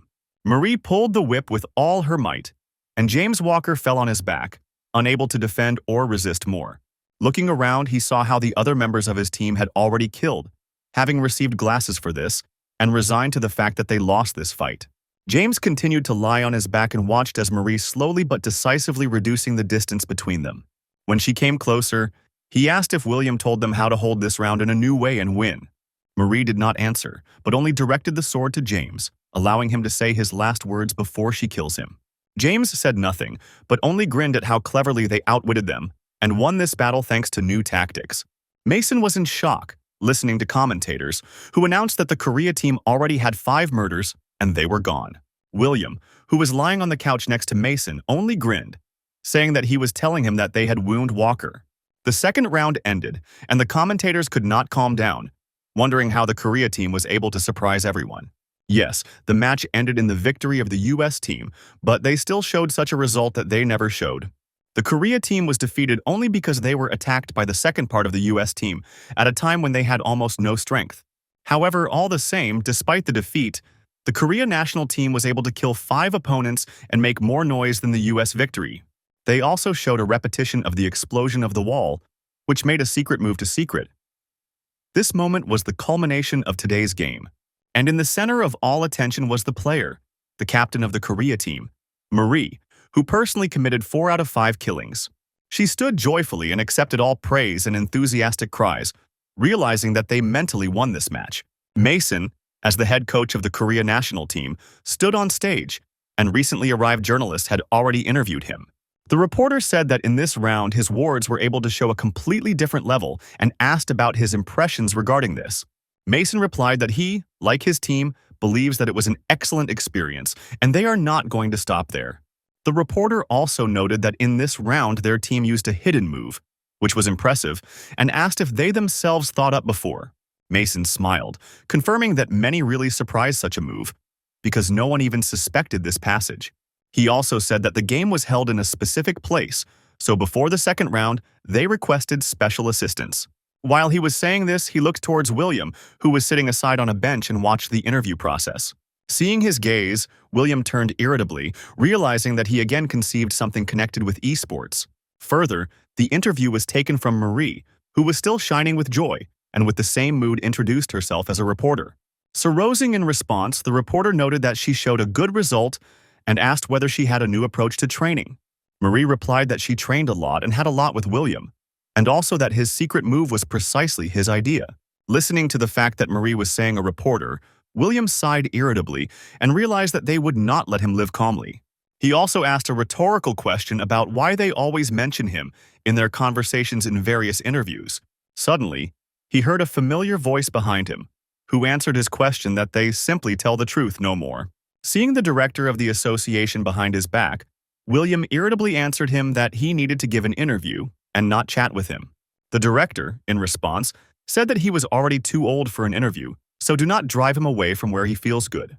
In response to William's question about why he was mistaken near him, George replied that he did not need a reason to be near. George asked if his idea was to use a secret move, to which William nodded, clarifying that it was perhaps in vain, because it was only a sport. As a result, he was indignant, saying that this was the only normal solution since the level of the team was very low. The director missed his words past his ears and asked if he was teaching Marie, since she completely adopted his battle style. William got up from the bench and said that he had no particular desire to teach Marie, but George said that he still had talent. In response to the last phrase, William proudly spread his hands and confirmed his words, saying that he was really magnificent. The director decided to try luck for the last time and invited William to try to find the best use for his skills. William was indignant because he had already won the dispute between them, so he is not obliged to participate in any competitions and games. The director said that this was his last sentence and he would no longer pester, but asked to listen to him. He said that the new season will start soon, the higher league, where the best players in the world of superhumans will compete. After listening to this, William skeptically asked if the director was going to offer him to participate in this major league. The director objected, saying that it would be brazenly on his part, but I would like William to simply join the team. He sadly looked down, realizing that he would most likely refuse, as in the past times, while William answered him what he would think. Not immediately realizing what answer he received, George asked William to repeat his words, to which he asked if he had deaf from old age. George was still standing and could not believe that William agreed to think about his offer, because he constantly refused. William said that it was a fascinating, but even more exciting to look at how Marie fought. In the end, he added that all the same, the real dungeons disappeared so he can only try his strength in the battle of superhumans. To joy, George grabbed William, grabbing him and starting to stroke his head, saying that he voiced his decision very well. He also added, showing William the screen that the video with their team scored several million views in just an hour. Comments under the video were torn from admiring and joyful comments, where they praised William and Marie. Escaping from the director's grip, William said that he seemed to be old, but not to occupy his strength, to which he replied that he was just very glad. William objected that, in fact, he only said that he would think, and George should not hope much because the chances are 50-50. Contrary to the expectations of William, the director of the association only shone even more and said that there were no problems and let William think well. William asked whether there was really a little time left to the Major League, as George told him. When he received an affirmative answer, he thought, because for such events they choose the best of the best. After a little thought, he turned to the director of the association, saying that even in case of consent he has several conditions. The director looked at him in surprise but did not object, as it would be dangerous for a solution, and asked what the same conditions he had. He also added that he was ready to do everything that William will only ask for, since he needed to drag him into the team in any way.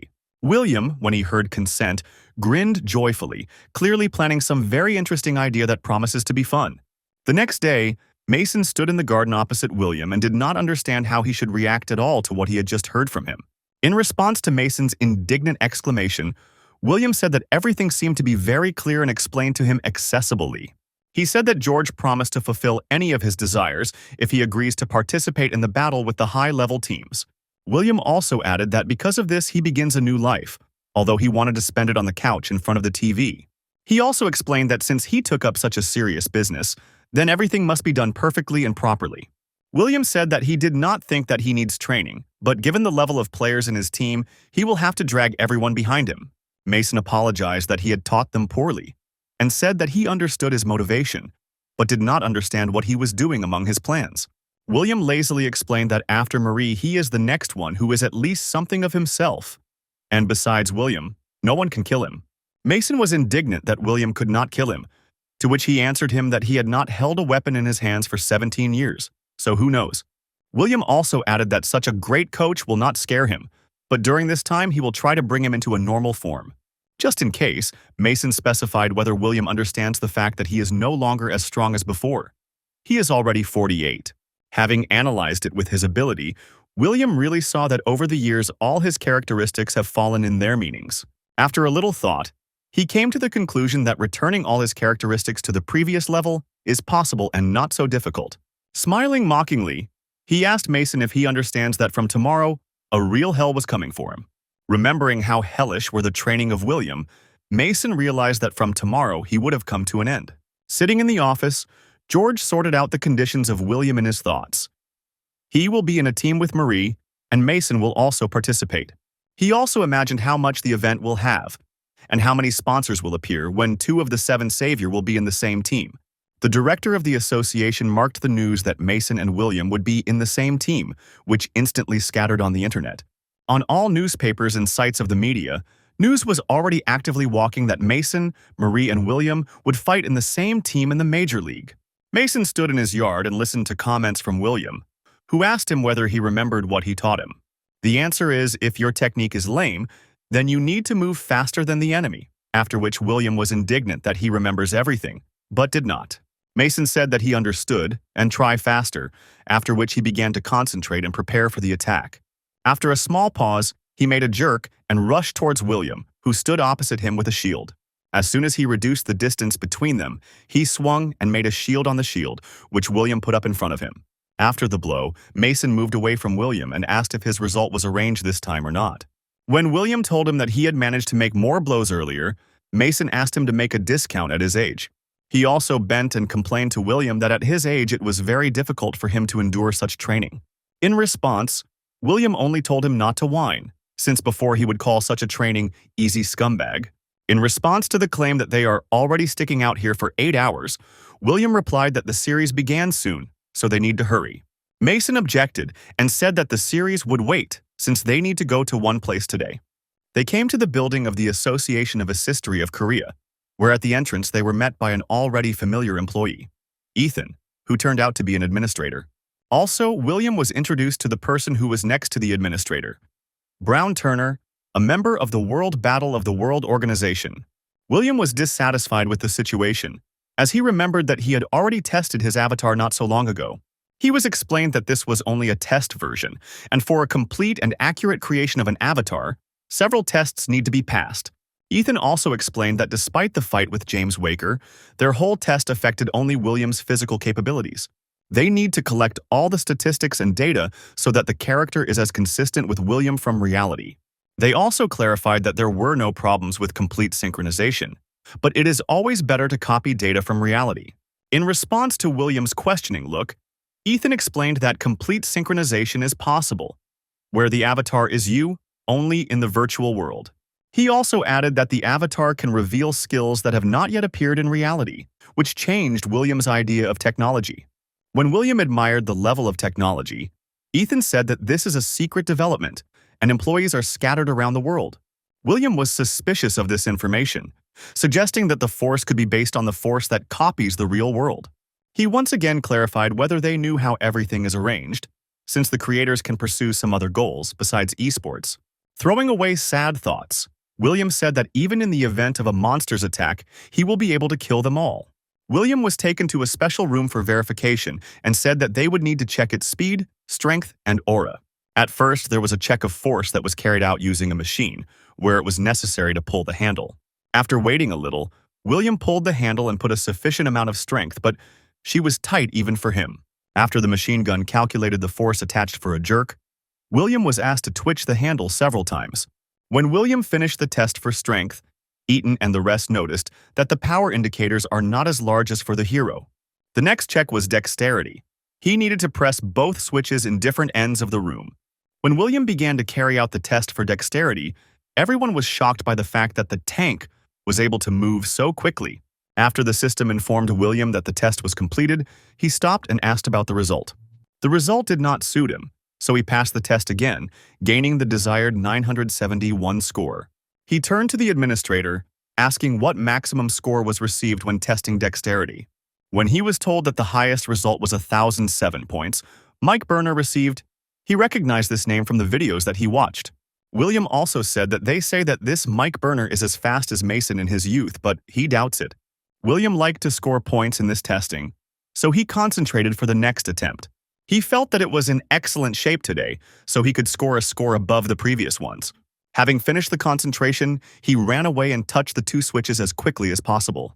Looking at his movements and then at testing results, those present could not believe the numbers that were burning on the screen. On the screen of the testing apparatus, the number of thousands burned, which said that William had speed like the fastest player in the world. William thought about the fact that he did not have the maximum indicator of dexterity, but he was able to equalize with the fastest supernomers. Thinking that, perhaps, he could go beyond his own capabilities, he asked to once again pass the test for strength. Twinged by the handle of the already familiar apparatus, William thought that the main thing is concentration, and it was she who decides everything. All those present, only in complete shock, watched how the indicators grow with each test. William stood and analyzed himself, coming to the conclusion that he had already reached the limit both in strength and in dexterity. But he needs more. He thought that such a rapid growth of characteristics cannot simply be associated with a concentration, but there should be something else. He remembered that he had once experienced such a feeling. When he fought in the very last dungeon from which he got here, William recalled that it was at that moment, on the verge of death, he was able to exaggerate his indicators and raise the will above the maximum. Following the logical thoughts followed. And why then fight at all, if he will defeat anyone with immortality and willpower? This began to seem very suspicious to him. Everything indicated that someone wants his participation in the battle and his crushing victory. After that, an aura check followed, for which an incomprehensible white sphere was placed in front of William. In order to check the aura, he was told to touch it, after which he noticed that there were no such exact methods for measuring the aura before. He remembered how he trained diligently to raise the aura level to 100, but in vain, because the level of the aura is very difficult to change. As soon as he began to pour his aura into the sphere, everyone again fell into a stupor since every second it only increased. At the moment when William began to pour aura into the sphere, he was 100% sure that now his aura was at the maximum. When he asked about the result, they announced his trembling voice that he had just set a new record in the level of aura in the history of mankind. William did not bother this drop, and he only confirmed this with a pleased look, saying that for him this is a couple of trifles. He was told that he beat the previously existing record, which belonged to one of the seven savior, Charlotte. William was surprised that she had such an indicator, but guessed that despite the lack of power, she went forward due to her self-confidence. The administrator notified William that all the checks were successfully completed, but he needed to clarify one moment. He told William that during the game he could not use his newly acquired ability, Immortal. William did not surprise and did not upset this fact, because it was logical that in this type of game it would be too strong. A few days later, a certain cult began to rage again, singing the honors of William and its achievements. They believed that thanks to their faith William, they would lead them to the light, and they would gain salvation, and the world would remain intact. They believed that the world would soon collapse, and they believed only in William's forces. And the most important among them raised a photograph of William above his head.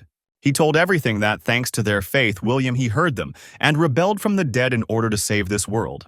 He also called back to the faith of others and said that if they continue to believe, then soon the time will come. William and Mason were in the yard when the noise of the representatives of this cult flooded the whole street and prevented them from training. William did not understand what kind of huge crowd of people in raincoats who did nothing but screaming his name. They continued to stand at the fence and shout his name, but in their phrases sometimes "Our Savior" and "We believe in you" were sometimes found. William asked Mason whether this was journalists, but he answered him that this was the William community, who consider him their god. Hearing the name of this community, William began to sort through the moments when he could see them before. Suddenly, insight surged against William, and he asked if he took these guys for reporters when he was in the hospital. Mason confirmed his words and said that they believed that the world would fall soon, and William only considered them a bunch of idiots. Mason said that they continue to believe in him only for the reason that he literally rebelled from the dead, which William did not like. William said that they would teach them a lesson and went in their direction, and Mason's screams and requests could no longer stop him. Suddenly jumping onto the fence, he rose above the crowd of people in raincoats and loudly ordered them to stuff his mouths. After a little pause, they continued to shout their phrases, and William again asked them to close their mouths. After he asked them to shut up a second time, they listened to him, and William tried to reach some kind of compromise. When he began to talk to them, they continued to pour their phrases from time to time, so his patience burst. William, in a rude uniform, sent them all away, adding that if they again follow him, he would kill them. He also called them a bunch of crazy people who would just follow some person throughout the day. People in the crowd began to whisper, gradually coming to the conclusion that William thus experiences their faith in him. They suddenly surrounded him, looking into his eyes and chanting his name without a stop, pushing him closer to the fence. William backed away because he did not expect such pressure from them, taking into account the fact that he promised to kill them all in this case. Mason, who stood and watched everything from the side, realized what would happen now and involuntarily backed back. William began to boil and quietly, but so that everyone heard, said that if they would not leave in 10 seconds, he would kill them all. Literally 10 seconds later, William was already sitting on the mountain of bodies, but he did not kill them, but only cut down, since there were even children among them. He turned to the boy, the last one who remained conscious, and asked if he would follow him or not. After the frightened boy replied that he would no longer follow him, William smiled and let him go. Going down to Mason, William reached out and lazily announced that they could continue to train again with calm souls. Mason told William that he was just crazy, to which William did not react in any way and asked for more information about the cult. Mason did not receive his answer, but only said that they need to go, since crowds of journalists will soon run here. When William suggested killing them, Mason was indignant and said that they would attract even more attention to themselves. While they stood and calmly spoke, behind them from the roof of a tall building watched an incomprehensible silhouette in a cloak. Feeling the stranger's gaze, William turned in that direction, and Mason asked what happened. Not seeing anyone on the side from which William felt a threat, he reassured Mason and said that it simply seemed to him. A few days later, Agent James Waker, an agent of the U.S. Battle of Supervisory Association, arrived at the local Korean airport.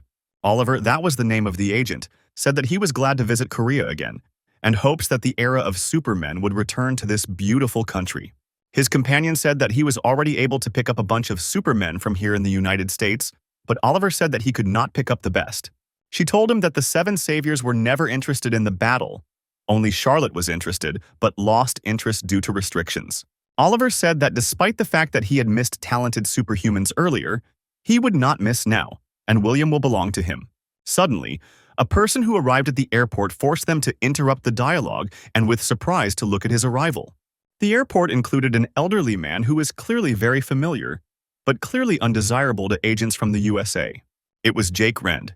He was an agent of the Battle of Supermanagement Association of Europe, and his presence did not mean anything good. He slowly approached the agents from America and greeted them mockingly, pretending that he had not recognized them at first. He wished that this battle was honest, to which Oliver grunted indignantly, thinking that it was easy for him to say. While Oliver and Jake stood and aggressively threw their eyes, reporters have already switched attention from them to other arrivals. The airport also arrived at the Moreau brothers, the owners of the Paris club Lumiere, which William destroyed the business with dungeons. They dreamed that they should take an autograph from him, or even better, to force to sign a cooperation contract in them.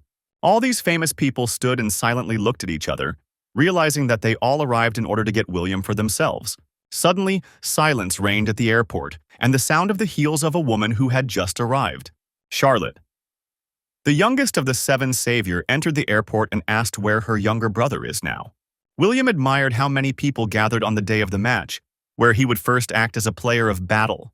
He also joked that it was good that the population after the war with the demons was reduced, for which he received a remark from Mason. Mason, in everything else, asked William at least this time to keep himself in his hands, but did not receive an affirmative answer. William simply ignored his question and went forward along the red carpet, realizing that there will be a lot of fun soon. While they walked along the red carpet to the entrance, crowds of reporters began to push them, and Mason asked why all this. William only smiled and, turning to him, said that he needed to carefully protect him from this crowd of curious reporters. And the crowd of curious reporters itself was already on the way to both of them, shouting right on the move and demanding from them at least some interview. Mason found the best way out of the situation and, pushing William into the thick of the reporters, quickly faded from there. While William casually answered questions from the surging crowd, he mentally cursed Mason and imagined what he would do later. Reporters asked meaningless questions. What is your condition? What do you feel before your first game?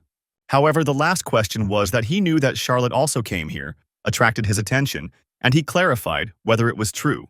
When he heard in response that she came here to visit the younger brother, he fell into a stupor from the fact that he was called that.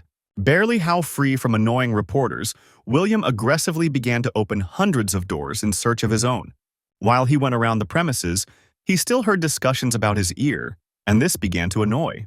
When he still found Mason and Marie, he did not immediately run in, but found out if they knew about Charlotte's arrival here. Hearing this, Mason did not react in any way, and Marie was even delighted with her presence in this game. Mason went to William and warned him not to run into reporters who were ready to gobble him up. William, in response, asked to remind you who abandoned him and left the reporters to a complete and merciless torn apart.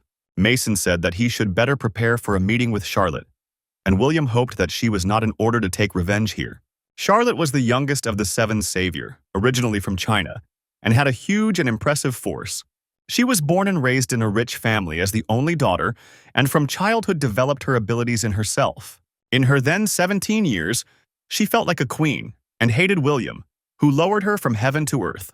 He constantly scolded her, pointed out mistakes, and treated her rudely because of her arrogant character and small willpower. William constantly shouted at her, reported for the slightest miscalculations, which very quickly began to get her out of her temper. She also constantly heard from him the words that there was nothing more useful besides the enormous power in her. Remembering all this, Marie and Mason advised William to buy a tuxedo, as soon the funeral is outlined. Having touched this topic a little more, Mason threw unnecessary thoughts out of his head and said that they had things to do more than Charlotte. He turned to the whole team that gradually gathered near them during their small dialogue about Charlotte. Mason's main task at the moment was to get the trust of players to himself, otherwise he will be a very bad captain. He mentioned that the rules for conducting such games are known to many, but in view of the fact that there are new players among them, he would explain everything again. Athletes are divided into a team of love and a team of hope, and then hold a charitable game. The love team includes the players of the national team and the team of hope. All newcomers, except Marie. Mason declared himself the leader of the team, captain, since he has a lot of experience in the preparation and organization of teams. Then he pointed out that William would participate in this game, after which William lazily greeted those present. Mason also mentioned that he had not held a weapon in his hands for a long time, so he hopes for each of those present. He was addressed by the deputy leader of the team with the phrase that they would not lead, and hoped that he would lead them to victory. William stood and listened to Mason's appeal, admiring his ability to push his speech, making sure that he was really suitable for the role of the captain. Applying his analyzing look to scan Mason and Marie, William was convinced that there would be a great team of them. Another thing was the rest of those present, in which William could not see anything particularly useful. Suddenly, the high indicators of one boy, who, along with the others, was delighted with Mason, still caught his eye. The abilities of this guy were also very direct, and their use could be of great benefit. William also noticed that he had a very large limit of strength, 90, so he had a very great potential. William thought that if you train it, then he could become a very good tank, and called him to himself. The guy stepped forward and introduced himself as the name of Charlie, and also called his position, the main player who brings damage. William was shocked by the fact that a near battle player brings the main damage, and asked, but the guy could not connect a few words from excitement. William asked him for the third time if he was not tanking, to which Charlie already clearly replied that he was not, but he always dreamed of being such a tank as William. William with annoyance noticed that he did not even know about his second force, and the reason for this is his incorrect choice of his position. He suggested that he was given such a strange role because of the appearance, because how such a thin guy could be a tank in the team. William sighed and asked Marie to bring him a shield, to which Charlie reacted with excitement because he did not know what they were going to do. He held out Charlie's shield, after which he took his own, but he still did not understand why he was given a shield, because it was an attribute of tanks. William did not pay attention to his questions and began to show Charlie the basics of using the shield, since there was little time. Charlie tried to object, saying that his role was to bring damage, but William answered him that he was an idiot, and his role as a tank. In the crowd, they began to talk that William is really crazy to change the role of the player less than the day before the game. Charlie from Fright tried to appeal to the captain's help, Mason, but he only shook his head, because William knew better what to do. Having listened to William's angry speeches, Mason approved Charlie's new role, announcing a new distribution of players and roles. Charlie was shocked by how quickly they changed his position, and from how much it was ignored. William tried on armor and noted that it was very strong, but at the same time unusually light, and Mason only confirmed this. Mason's expression was not particularly funny, but he explained this by the fact that he never thought that he would have to put this form. Remembering something, Mason turned to William, saying that there would be no problems with weapons, and he prepared something for him. After several minutes of expectations, William took a spear from Mason, which was exactly like how he fought in the dungeons. Mason also warned William that despite the fact that he was strong, he fought only with monsters but did not fight people. He noted that due to the fact that the rest fought only with people, they will have more experience than both of them together. After listening to such a sad speech, William only smiled, saying that there was nothing to worry about, and called Mason as a joke, Captain. Continuing to smile, William carefully looked at Mason and offered to show the excellent game of his older sister. Before the start of the match, the stands were torn from the number of people and screams, since the presence of two saviors was a sensation. William noted that even in appearance it is clear where the national team, since the characteristics differed from them. Their characteristics were on average at the level of 70 points, and their average level was 60, which gave superiority. William asked Mason what he was guided by during the recruiters of the players, and received the answer that it was important for him that the indicators were approximately equal. It was a standard type of selection, to select the players so as not to gain too strong or too weak to the team. Suddenly, William's attention was taken by the impudent player who, it seems, did not care at all. William noted that despite the zero interest, he has very good parameters, but the mental force is a full bottom. While he was thinking that he had so small limit, and he did not even develop half, the guy began to feel a little uncomfortable. He tore William from thought, not very politely asking what he was staring at him, after which William asked if he was telling him. He replied that he was telling him, remembering how he still annoyed him for a different series of different reasons. He remembered how he saw him at the previous match when Korea competed with the US team, where he behaved like an arrogant idiot. While he was thinking and in thought insulted William, William decided to change places with his teammate to be closer to the boy. Having changed places, William immediately asked where this guy came from, since he sees how much he does not like him. He confirmed that he did not like William, since he behaved very arrogantly on a match, and it is unlikely that anyone would like it. He also added that this arrogance was so disgusting because he had never before participated in the battles, but William only laughed. Seeing how, despite his arguments, they laugh at him anyway, the guy wanted to be indignant, but William interrupted him with a question.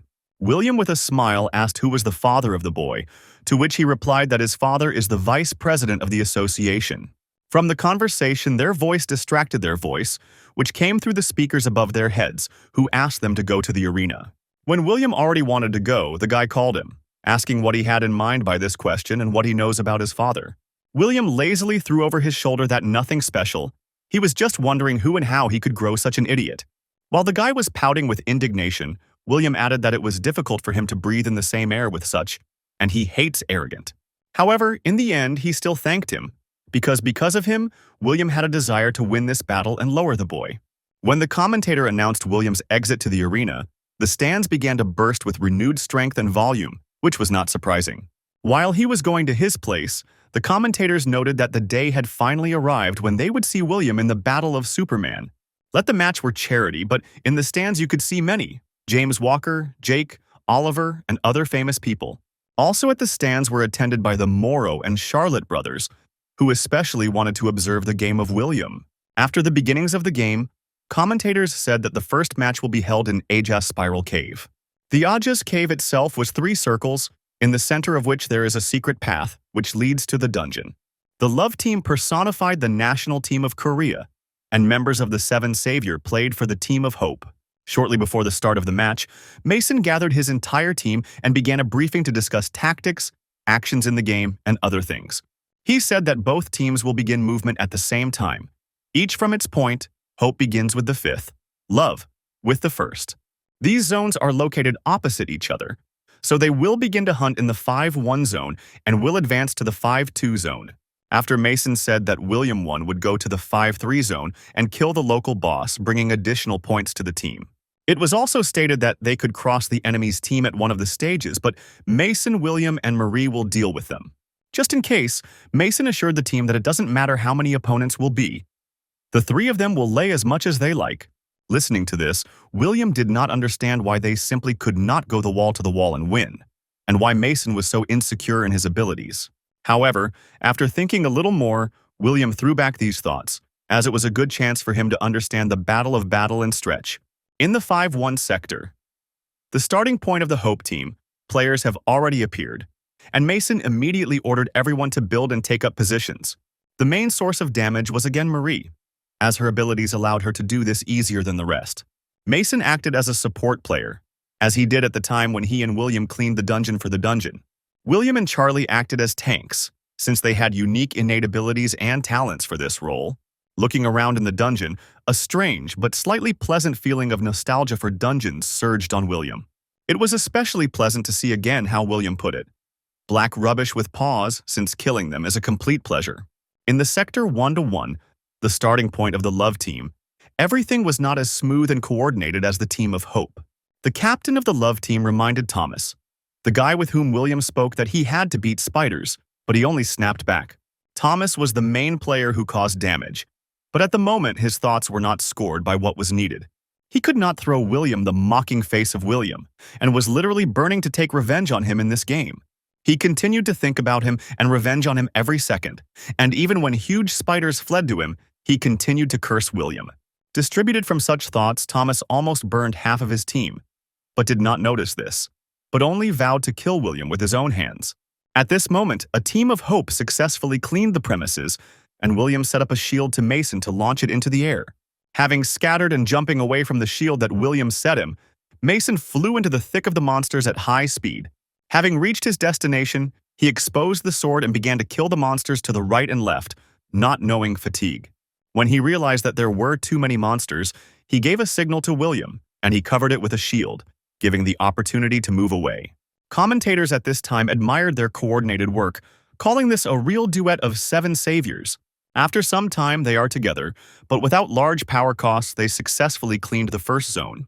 Looking around, William and Mason noticed that only one side was left, and without hesitation rushed right there. Watching how easily and masterfully they cleaned the zones, Charlie noticed that this match is easier than their usual matches in the arena. He also admired William's amazing skills, not understanding whether he was always so good or recently made a jump in the level of skills. After William made an ordinary attack, but made a lot of damage, Charlie realized that he had witnessed William's famous reception. Charlie realized that he should not cool down and began to fill the shield with an aura, noting that it was unusual for him. He also rushed into battle with spiders, but always kept in his head that now he needed to concentrate the aura both on the sword and on the shield. It was very difficult for him at the beginning, since he did not use the shield at all before, and now it was also necessary to fill it with an aura during protection. Watching Charlie from the side, William was surprised at how much jump he made in his skills in the tank and the concentration of aura.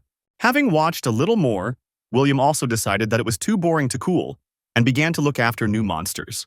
Looking at himself a huge spider, he rushed to him, and when he decided to attack him, he immediately covered himself with a shield. As soon as the spider ran into the shield, William again applied the same technique that Charlie saw, instantly killing the spider. The brothers that watched from the stands screamed with joy that they saw a signature technique, a meter attack, and turned to Charlotte for clarifications. Charlotte confirmed that it really was a meter attack, which really seems to be an ordinary spear blow. Meter attack is an attack, thanks to which the spear follows its target at a very high speed, amazing the target within a radius of a meter. It is thanks to the super sulfur and hone technique that he creates an ultra-suffering attack, from which it is almost impossible to evade. Despite the complexity of the technique, William is always calm and relaxed when performing, which makes the technique so inconspicuous. Charlotte said that this is a technique when performing which you can't make mistakes, but he applies it playfully. What is now? What is 17 years ago? Not noticing the last remaining monster, William asked his team that he was already clean. Hearing a rustle behind his back, William turned sharply and sent the impoverished monster into flight to the next use of the technique. Seeing that the monster is still alive and trying to run away, William concentrated and prepared for a throw of his spear. Alternating the distance to the target, he threw a spear, and it flew towards the monster, dissecting the airspace. When the spear reached its goal and finally finished off this monster, William smiled joyfully and said that not a single monster would escape from him. The zone was completely cleaned, so Mason gathered his entire team near him to praise and voice a further plan of action. When he reached the moment where it was said about the transition to the next section, he realized that there was no William nearby and began to look for him with his gaze. Charlie stepped forward and said that after the murder of the spider, he went on in the zone 5-3 and said to pull up to him as quickly as possible. Mason exhaled irritably, saying that this was the right decision on his part, since he acts with the calculation. Having a little estimate how the situation could turn out, Mason waved his hand and led his team further to the 5-2 section. William, in turn, successfully reached the 5-3 zone and stood in front of the local boss, a huge and merciless sickle. Standing in front of him, he did not even know where to start, so he decided to begin, and decency to say hello to such a huge monster. Still not moving, William added that he had long wanted to fight him, and Serpent was already beginning to show aggression. Ignoring his sharp movements, William closed his eyes and began to concentrate in order to defeat him faster. Having stood a little more, William opened his eyes, stood in a defensive rack, taking a comfortable weapon, and shouted to the Serpent to attack. Serpent did not force himself to wait for a long time and, first hissing on the entire space of the dungeon, rushed into the attack on William. William deftly dodged the first attack of Serpent, slipping on the floor under his huge body, easily reacting to the attack. Finding himself under his head, William again decided to use his technique, so he gathered all his strength in his hand with a spear. As soon as he felt that it was time, he cut the sickle right down his neck with a spear, forcing him to loudly hiss from pain to the whole dungeon. William tightly held a spear in his hands and did not let him out of his hands, clearly realizing that he had won in this battle. After some time, his whole team reached the dungeon, where William, apparently, was tired of waiting for them. They stood and silently looked at him, while William told them that he thought that they would need more time for cleaning. William himself was sitting on the body of a defeated sickle, so that the stupor and the silence of his team could be understood. William realized that the more monsters you kill, the stronger you become, and you can only see the changes after the round. It was the awareness of this fact that has motivated William to give everything else to his team and to do others himself. He turned to Mason and Marie and said that they were heading after him, to which they nodded in the affirmative. Once again, looking at them carefully, William said that he has just a magnificent plan, and a smile lit his face. Leaving the destruction of small monsters on other fighters, the three main players of the Nadezhda team went to hunt for the team of love. William flew forward and thought that he could defeat the serpent from almost one blow, which was a strong result. He also kept in his head the fact that, thanks to the murder of monsters, he could increase his strength in battle. The main problem was that its current aura was at too low, which did not suit William extremely. Mason was distracted from his thoughts, who said that they would soon go to the love team, so why William has no plan? William replied that he saw in their team a boy who looked like Charlotte. He was also strong physically, but clearly not mental. He added that he did not know if he would be among the players present on whom they go out, but in extreme cases he will come up with something. The captain of the love team announced that they would share. 6 people will go to the 11th sector, and 5 will go to the 9th. After they finally finished cleaning the current sector, they followed the order of the captain and quickly divided. While they calmly cleaned their sector, Thomas again inaccurately addressed Force, since his thoughts were again scored not by the game.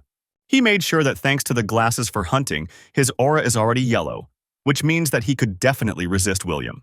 Thomas was so immersed in his thoughts about the fight with William that he had already ignored the orders of the captain of his team. He once again checked his aura, deciding for himself that with such an aura he would easily crush him, and his tank barely managed to protect him from a spear. The spear bounced from the shield and still hit Thomas a little, which is why he fell into a stupor, as he did not feel William at all. Having recovered from the first shock, they scored alarm that they were attacked by another team. The second part of their detachment already wanted to stop the cleansing and go to their aid, but the second part of the Hope team came to them. Charlie was at the head of the coming detachment, and their task was, if not eliminated, then at least detain this part of the love team. Charlie stood and slightly nervous, as he first led the detachment and never acted as a leader before, but it was too late to retreat. He remembered how William told them about this plan, that after the victory over the serpent, they should help them with an attack on the love team. At that time, William noticed that they are a national team, so it will not be easy, but they will be able to kill them all to one. Remembering these words, Charlie stood, holding in his head another phrase of William that when they finish, they would come and help them. At this time, William jokingly wondered how they could block such a strong spear throw, but Mason did not understand the joke and objected. Stretching, William prepared to throw Mason climbed onto the shield of the enemies and quickly deal with them. Having concentrated, he made a jerk, launched Mason into the air towards the grouping detachment of the love team. After he launched Mason to them, he decided to throw a spear to them in addition. But this time, the throw will not be weak. Having concentrated again, William threw his spear with catastrophic power, which flew faster than the bullet towards the opposite team. Having barely tracked the trajectory of throws, the love team considered that they chose Thomas's main goal, given the conversation before the game. Thomas himself continued to stand in a stupor, unable to move, and looked at how Mason was rapidly approaching him. Suddenly, at the very last moment, Mason applied his teleportation ability and attacked the tank closest to it. The second, which stood behind him, was still shocked, but found the strength to make an uncertain swing. Mason, in turn, barely managed to react so that he would not be demolished previously with a spear of William, which came perfectly in the second tank. While he was sitting, the remaining members of the enemy team said that it was necessary to defeat him before his teleport was reloaded. Suddenly, Marie also took part in battle, jumping high into the air and wrapping Mason's body with a whip to pull it out. She smiled cheerfully, because for the first time she participated in the battle with relatives and can provide them with real help. She jerked the whip and dragged Mason away from the enemy team so that he could calmly and safely go aside. Mason, thanks to the help of Marie, calmly reached William and used a teleportation to Marie to transfer her to them. William scanned at Mason, calling him an old man, to which he reacted as violently as his breathing allowed. William only laughed in response and stated the fact that they successfully dealt with the tanks. If the 3 of them remained against the 3, then there is only an option to arrange a duel 3x3 between the remaining players. Thomas and his team stood in shock, looking at how confidently William and his partners figured out 3 members of the love team.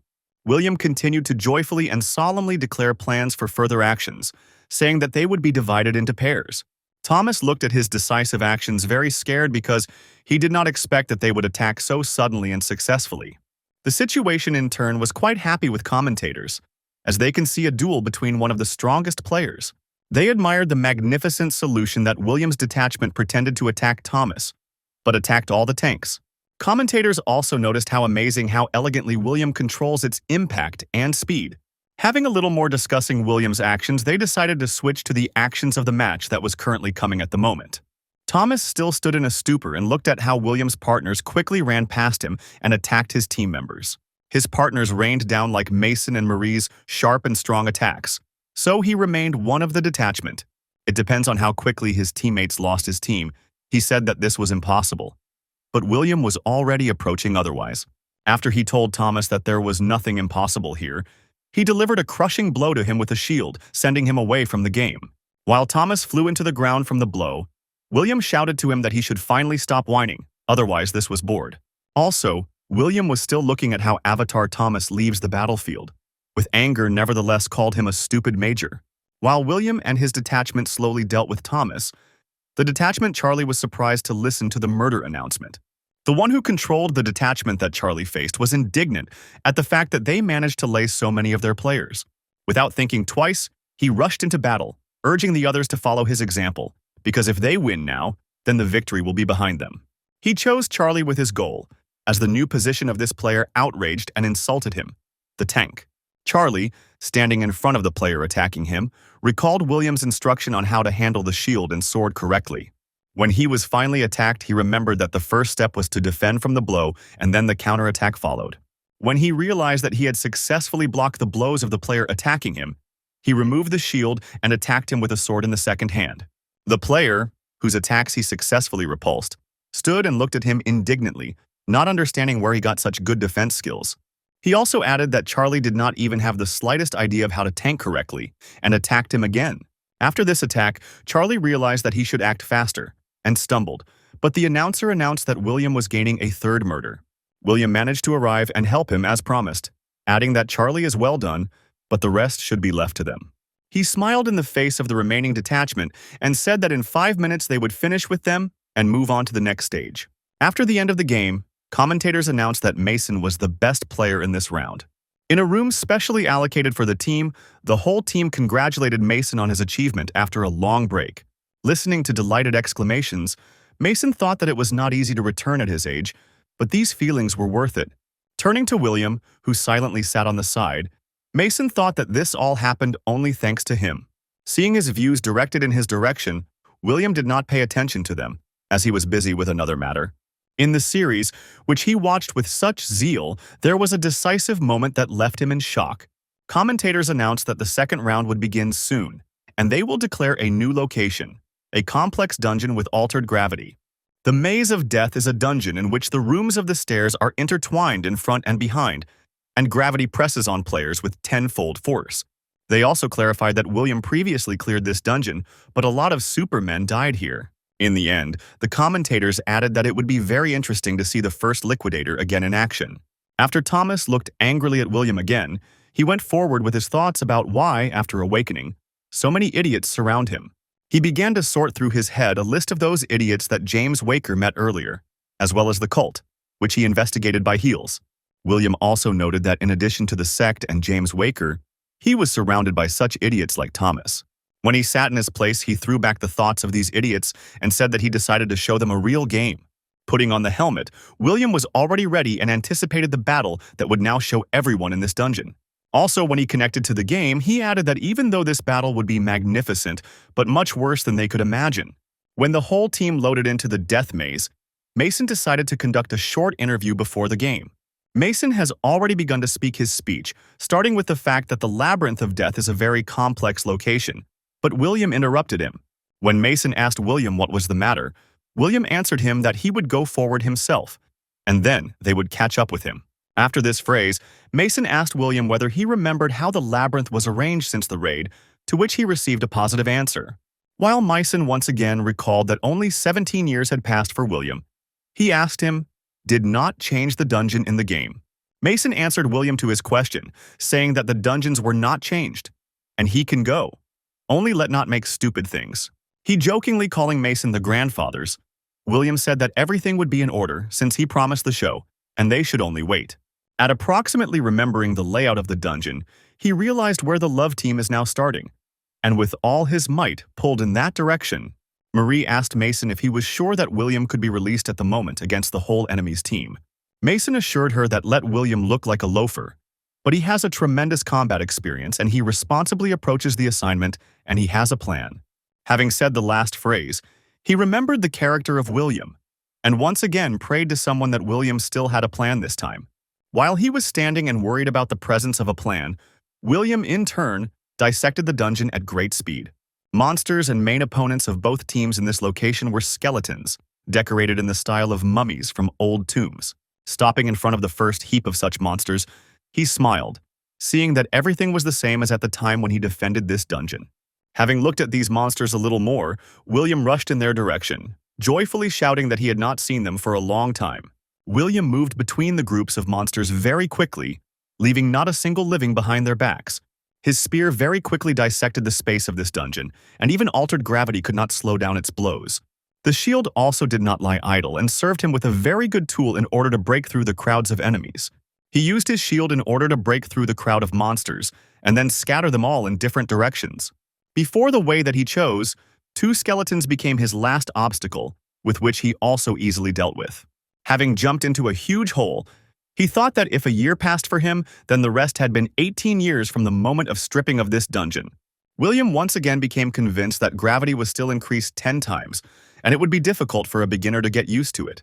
Falling down, William calculated the distance and threw the spear so that later he would catch on and avoid falling. He also noted that if you know this dungeon very well and got used to gravity, you can shorten your way. Thanks to the abbreviated path, he literally in a couple of minutes reached the place where the love team was. Seeing William, they were in a stupor, since at first even 10 minutes did not pass, and he already found them. Seeing surprise on their faces, William explained to them that even in the first round he realized how they would act in the second. Having told them about this, he turned to them and said that they were already dead, since he read their actions. The captain of the love team left the stupor and ordered everyone to get together to attack William right now. He also added that William clearly could not come here alone, so they should divide into groups, surround him, and attack. Looking at their fussy actions, William thought that they were clearly in a hurry with conclusions, because he is really alone. He also noted that the regrouping in this situation was a good solution, but in any case, it will overdo them all. Having decided to play with them a little, he activated his ability to analyze the view to appreciate the enemy forces. He began to sort through the ability of players from the enemy team, but could not find the right one. At one point, he nevertheless found the player suitable for him and instantly killed him with a spear throw. While the whole team looked at the flying ally in shock, the announcer, against the background, announced that William had already earned 1 murder. William, in turn, looked cheerfully at their surprise, mocking, because the player would never have survived before his blow, since he has low dexterity. William regretted that he had spent 1 spear, but decided that he had enough of the remaining 3, and began to look for the enemy's team with his eyes. Not finding them eyes, William realized that they were hiding and realized that he would still have to go upstairs. While he was going upstairs, the enemy's retreating team was gathering at one point for discussing tactics. The team, along with the captain, was surprised how he found them so quickly, because it destroys absolutely all their plans for this game. When the captain was told that he was alone, the captain objected that his partners were perhaps hiding somewhere nearby, and this is such a plan, to distract them and attack. Commentators discussed the fact that after such active movements, William froze in one place and does not move. William understood that given their speed and time to escape, they probably just hid somewhere. He with his eyes found for himself a point at which he would beat, but noticed that the chances are 50 by 50. Although you can't check it yet. You won't know. Having stood a little more and calculated the distance, William waved a spear, filling it with his aura for throwing. Having shouted into the void that love should return, William threw his spear to a previously selected point with all his strength. The love team was able to notice a spear flying in their direction in the form of a small flash just before the approach. While they were surprised to look at how their ally pierced the spear, William was happy that he correctly calculated their position. The captain and other members of the love team stood and looked at the spear, not understanding how William was able to find and get them. Commentators also sat in a state of shock and small in a stupor from how exactly William could calculate the location and get. After the announcer, against the background, voiced that William had already scored a second murder, William was pleased that he had guessed the enemy's position. William also added that they already mentioned that on this day, everyone was waiting for the most exciting match in the history of the Korean Battle of Super Number. While the commentators praised William, the love team was still in the middle of the site and looked at the place where their ally was previously. Thomas immediately lost his temper, saying that it was necessary to attack right away, and he could defeat one. But what will happen if two were attacking him at once? While Thomas continued to hysteria, the captain asked him to calm down, saying that he continued to track them up while they were standing still. He also added that they could be divided in intelligence, but for them it will be too few. That Thomas was again indignant. While they stood and argued, William had already approached them and watched how they quarrels among themselves. Thomas was able to notice the presence of William, but did not give in mind, saying that he hates his entire team, and he himself could deal with William. When the captain objected to him again, saying that he should take care of the aura, and then unite and attack everyone at once, he again became furious. Thomas said that in this team everything forbid him everything, and he was tired of it, so he himself will deal with William, and threw a fireball into him. Thomas stood and with pleasure looked at the place where William stood before. A huge flame was blazing. He stood and mocked William, saying that he was not the most intelligent, and he read him, having sucked him that he would appear behind him.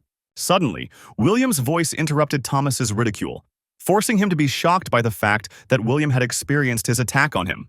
William asked Thomas if he believed that he himself disarmed him, because if he really wanted to hide, then he would never have noticed him.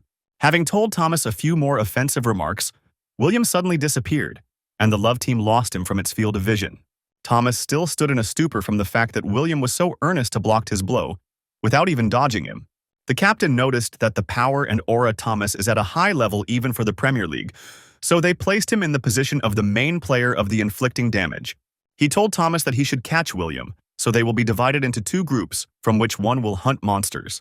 He said that the second group would pretend that they were going north, and when he followed them, they would kill him. The captain also added that, due to the glasses scored for hunting the second detachment, they will probably be able to lay William.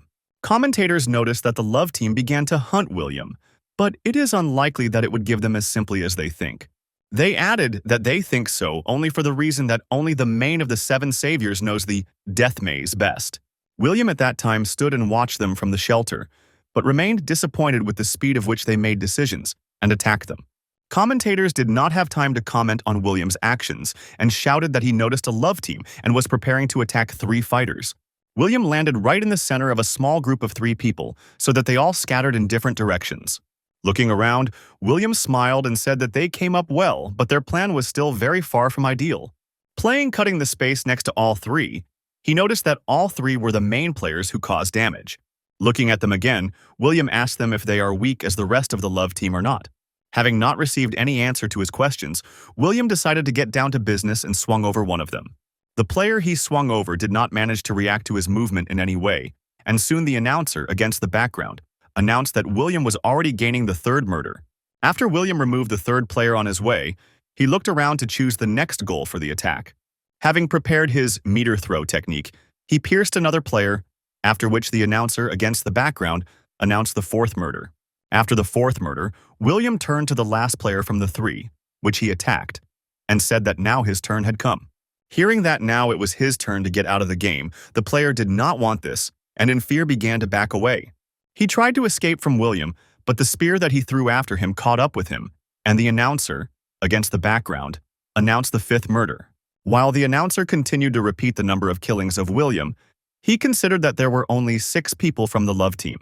The fact that he so easily interrupted 5 people from the love team, literally half, gave him the motivation to kill the rest. The audience, who at that moment sat in the stands and watched the match, could not believe that he was their compatriot because of his strength. Everyone sat in shock, including James Waker and those who came here in order to get William to their team. Commentators noticed that many players are worried, and with excitement are waiting for the results of the confrontation between William and professional players. Such a phrase also sounded that it would be interesting to know what result would be in the match between William and James Waker. Charlotte sat in shock and watched how strong William turned out to be a player, and realized that he really returned. Mason contacted William and asked when he managed to lay 5 people, and he replied that he did not like something. He also asked William where he was, because most likely they will soon finish and be able to join him. William said that this information is unlikely to be needed, since while they come, he will finish, and finished the connection. He moved very quickly between the dungeons and literally instantly faced the last detachment of the love team. He asked if they were waiting for him, and also said that he promised to come early, and he fulfilled his promise. The captain of the love team gave the command to gather and ordered everyone to work according to a previously developed plan. When they began to regroup, William was surprised that they were prepared quite well for meeting him. After a few moments, William was surrounded by 3 groups of 2 people, the result of the separation of the last detachment. William grinned at their tactics and thought that most likely they would attack him with the whole crowd, trying to extinguish him. After he understood their simple strategy, he decided for himself that no matter how hard they tried, he would deal with everyone, starting with the nearest one. Suddenly, his enemy accelerated sharply and struck, which was quite unexpected for William until he saw his ability. Despite the surprise, William was able to block the blow, noting that his ability is pretty good. William noted that this is his only opponent who can accelerate so much, but does not understand why he is so bad. Having struck him, William was pleasantly surprised that he was able to dodge his first attack, which was quite fast. William also added that despite the fact that he is fast, he still cannot avoid defeat, since he does not calculate the actions in advance.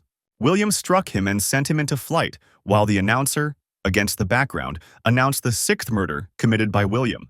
The player of the love team scaredly turned to Thomas and ordered him to use his fire explosion to stop William. Thomas did not begin to resent in any way, but only used his ability, throwing several fireballs in William. Running out of smoke, the player of the love team shouted Thomas so that he helped him find William since he was nowhere to be seen. Not finding William anywhere, this player screamed with powerlessness and ran into the smoke created from Thomas's fireballs. After he ran into smoke, silence reigned on the site, since absolutely nothing was heard. Neither the player nor William. After a few moments, the smoke dispelled, and the body of the already murdered player flew out of there, illuminating the flash of the silhouette of William. While the announcer was already announced the 7th murder of William, the team captain and Thomas stood and could not believe his eyes. William only stood and looked at them, making it clear that he would not give any mercy in this game to any of them. While they stood and continued to look at how he easily scatters all members of their team, he managed to earn 2 more murders. After he finished dealing with the rest of the love team, only 2 remained, Captain and Thomas. William turned to them and cheerfully asked a rhetorical question. Are they going to attack 2 per 1? They did not answer his question in any way, since they were shocked by the fact that even in the match against the French the situation was not so deplorable. While they stood and could not understand what to do, William analyzed their ability to analyze the view with his ability. He noticed that the captain had good characteristics, but he have been so for the reason that many people have a much larger aura than him. The captain had already ended with strategies with which he could defeat William, so he turned to Thomas for advice. William was outraged that the captain showed such disrespect to him, turning his back to him and cut him with one wave. Thomas stood in a stupor next to the place where his captain used to be, while the announcer, against the background, announced the 10th murder. Thomas continued to stand in a stupor, while William, mocking, turned to him, continuing to humiliate him with every phrase. When Thomas again found the ability to move, he began to back, counting on some unknown forces and salvation. While he continued to pray to William to stop, he had already swung a shield over his head and invited him to die. Thomas's face lost its natural form from the power of the blow that William put in this swing with his shield.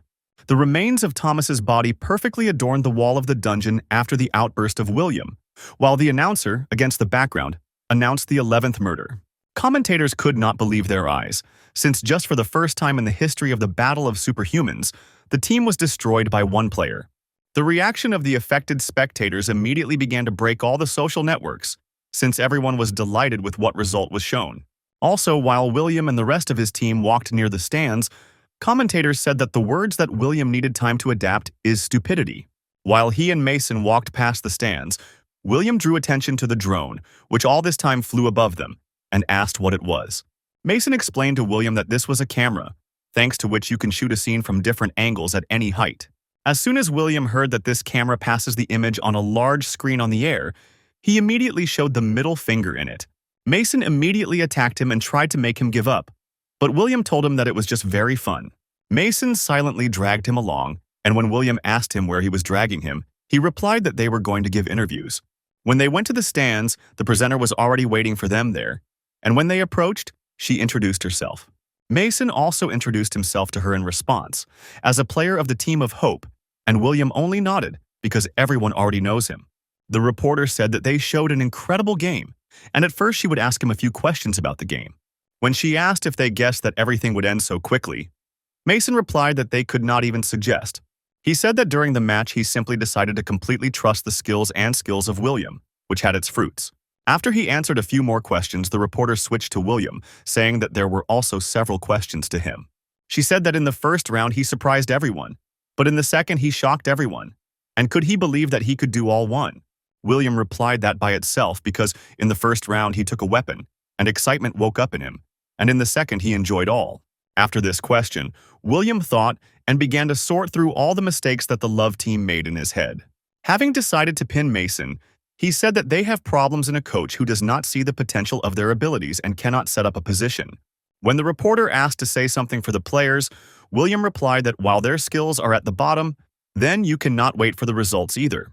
But he also added that in our time, everything can be achieved with the help of money, hinting that he should be hired in the role of a coach for money. When William and Mason were already sitting and driving in a car, William asked why they were going home, not home, but somewhere to another place. When Mason answered him that they were going to celebrate, William was indignant, since he plans to watch the next series in the plans today. Mason answered him that he could watch the series on the internet, but today they have a holiday, so he needs to be present. He also asked William why he said about changes, because he was not interested in the battle, so the meaning of the phrase was incomprehensible. William replied that he simply gave advice, and then was indignant at how such players could put on such absurd positions, and where the coach was looking.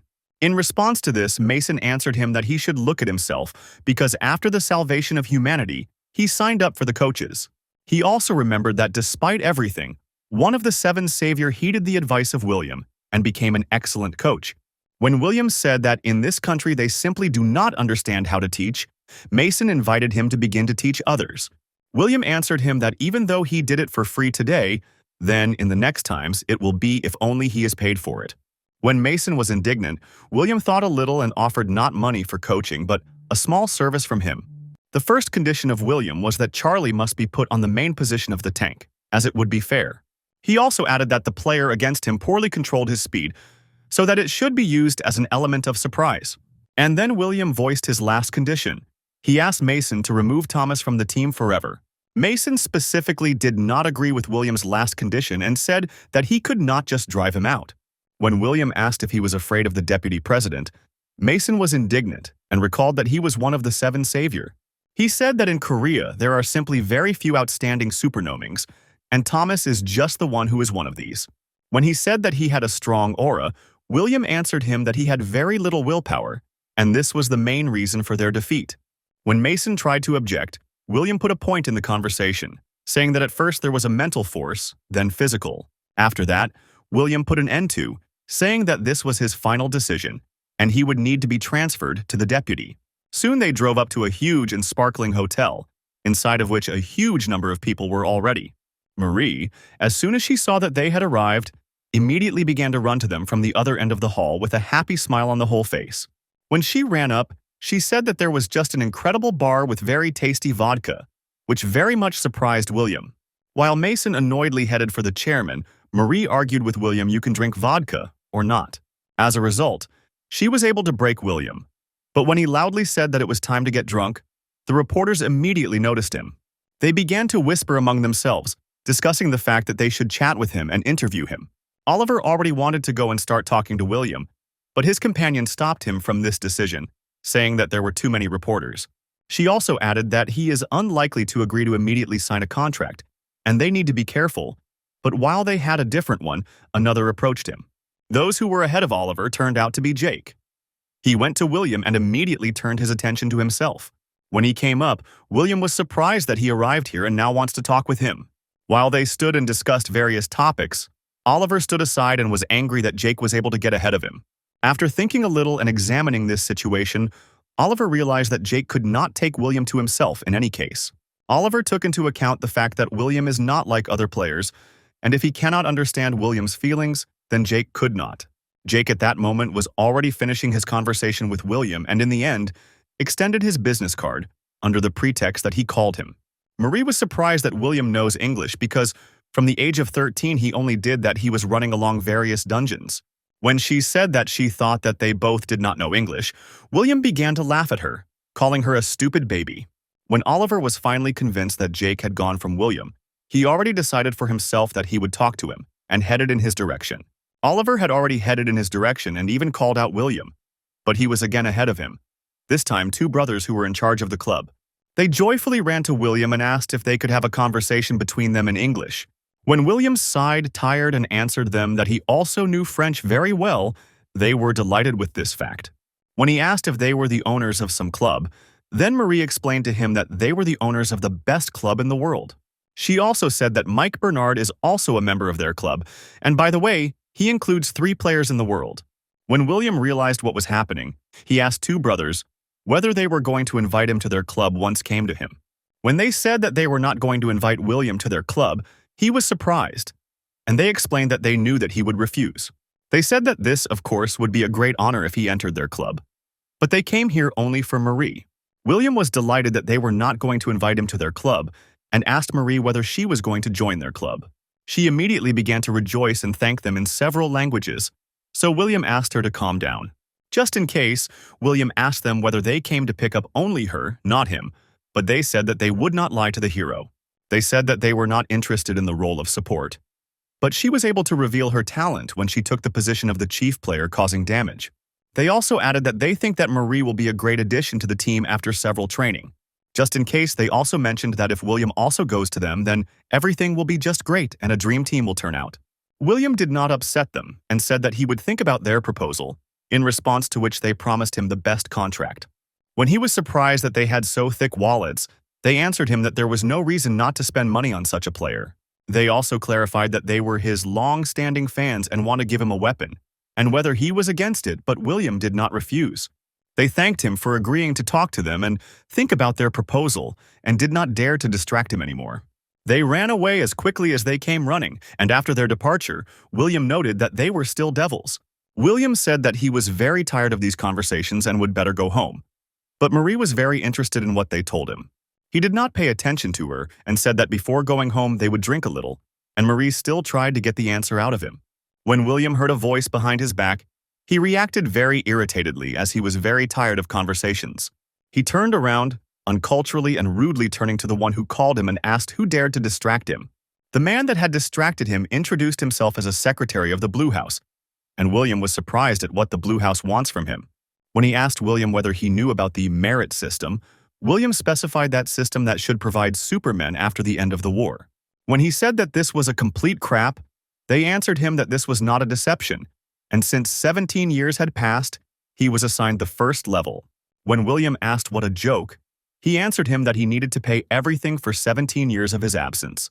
After that, he made some calculations and announced to William that if you call specific numbers, then this is 2.5 billion out. After this conversation, William stood and scrolled this conversation in his head again, thinking about where to spend money. He also accounted for the money that James Walker listed him, and Marie asked him what he was doing. William again heard his steps behind his back and prepared for the next conversation, which really did not want to lead. The man who approached him introduced himself as Oliver Pellman. He was an agent of the Association of Super Nhis from the United States. William quickly realized what all this was going on, and said that he did not want to work anywhere and would not accept any offers about this. Oliver tried to get out of the situation and said that he wanted to offer only one thing, and William needs to listen to him. He told him that he did not fully understand the new world for him, and at least once he saved it. But since then, it has passed as many as 17 years. After this phrase, he told William that in the future this issue could be resolved, and William asked him what he meant. He said that William will soon understand his place here, meet new people, determine the goals in life, will be able to become part of the new world. Oliver also added that he should not worry too much, and if everything happens according to him, he will be glad if he calls him. After he said goodbye to William, He asked his companion. Lee said nonsense, and she answered him in places yes. Looking at the business card that Oliver gave him, William thought he was quite strange and a little stupid in appearance. Marie said that Oliver is one of the best agents in the United States who work with superhumans, and he is called a money ghost. After she told him that he had taken with him a lot of Korean superhumans, William said that there was not a single word about money. She also said that Oliver once made an offer to her dad, and there were a lot of money spinning there. Soon, the presenter announced the beginning of a charitable dinner in honor of the recent game. He also asked to introduce a person who was responsible for raising funds and donating the largest amount. After the host declared his name, William was in a little shock, as he himself did not expect to donate the most. Despite his surprise, the presenter stubbornly invited him to rise on stage in order to make a speech. William was not sure where to start, so he was determined for a long time with where to start the appeal and began to count how much money he had. The person who approached him recently today prompted him that he had more than $1.5 trillion. He also told William that he had already transferred all funds to personal accounts both to him and Mason, as promised. Being a little shocked by what he called the whole amount in front of everyone, William spoke slightly uncertainly. He explained his uncertainty by the fact that he heard only about the payment of $2.5 billion, and his joy is slightly amazing. He decided to dilute the situation by saying that he may rejoice for the reason that this money finally belongs to him. After that, he again took a small pause, thinking what to say before such a large number of people. He began by the fact that 17 years had passed since his victory, and during this time, while he was not alive, a lot has changed. He also said that everyone says that he saved the world, and many believe that he had committed a great sacrifice with his act. However, William said that he fought by no means for the general recognition or salvation of the world, but for the sake of fun. William also said that if they had not destroyed the evil completely, then he would like to continue to fight him by cleaning the dungeons. He also called this the reason for the lack of joy in those moments when everyone thanks him for salvation. That's what William was specifically proud of, this specifically in that children with whom he can help with this money have a chance to grow. He said that the possibility of these children to become worthy people for him is more expensive than the salvation of the world, and unhappy children will become less. When William descended from the leading stage, thanked him for his speech and already switched to the next stage. Going down from the stage, William heard a familiar voice, who said that in his speech he was very much bent. George asked William whether he was trying to compensate for his behavior with money, to which he replied that it was just such a life. George answered him that this was not an excuse, and he was simply born a problematic child. After William asked what he needed, George asked him if it was necessary to treat the national team so hard. He also added that it was just terrible to behave in a charity game, and now the higher league of the Korean battle has become a playground. When William asked what was the matter, George became furious and asked who the government considers superhumans monsters in human form. When William asked if all this was because of him, George confirmed his words, remembering him the situation with reporters. He also said that because of William, the reputation of all superhumans has deteriorated. But William said that everyone began the first. George calmed down a little and said that he came not only because of this, and there is another problem. William could join the national team as a coach. After George said that money too would not be a problem, William politely refused his offer. As a reason for his refusal, William said that he now had other things to have, in addition to training the Korean team. When they rode with Mason in the car, he asked William why he nevertheless refused George's offer. William replied that he now wants to independently become the owner of a separate club and train them. As the reason for this choice, he called the fact that he could not look at the Korean team without tears, so he himself will collect his team. When Mason told him that it would be necessary to pay more than $20 billion for this, William did everything. He also asked Mason if more money would spin when they moved to the second league, which caused his indignation. Mason was indignant and asked if he was doing all this only for the enrichment, to which William asked if it was all this time. After they arrived at Mason home and got out of the car, one woman attracted the attention of William. On the other end of the street, he saw a woman in a dark coat, which quickly and rapidly moved clearly in their direction. In this woman, he recognized Charlotte, the youngest of the seven savior, and the one with whom he clearly did not want to deal. Mason immediately teleported to Charlotte and asked what she was doing here, but she did not pay attention to him, answering that she had a business. William looked at her and did not understand what she was thinking about, although before her everything was written on her face and everything was obvious. With the help of an analyzing gaze, he decided to scan her abilities and noticed that she had a pretty good statistics. He also noticed that she had a new super vital called the location and was surprised that she became so strong. Without giving a look, he asked her what she was doing here and whether she wants to kill him. She replied that she had a thought about it, but he was immortal, so that she did not come for this, to which William reacted skeptically.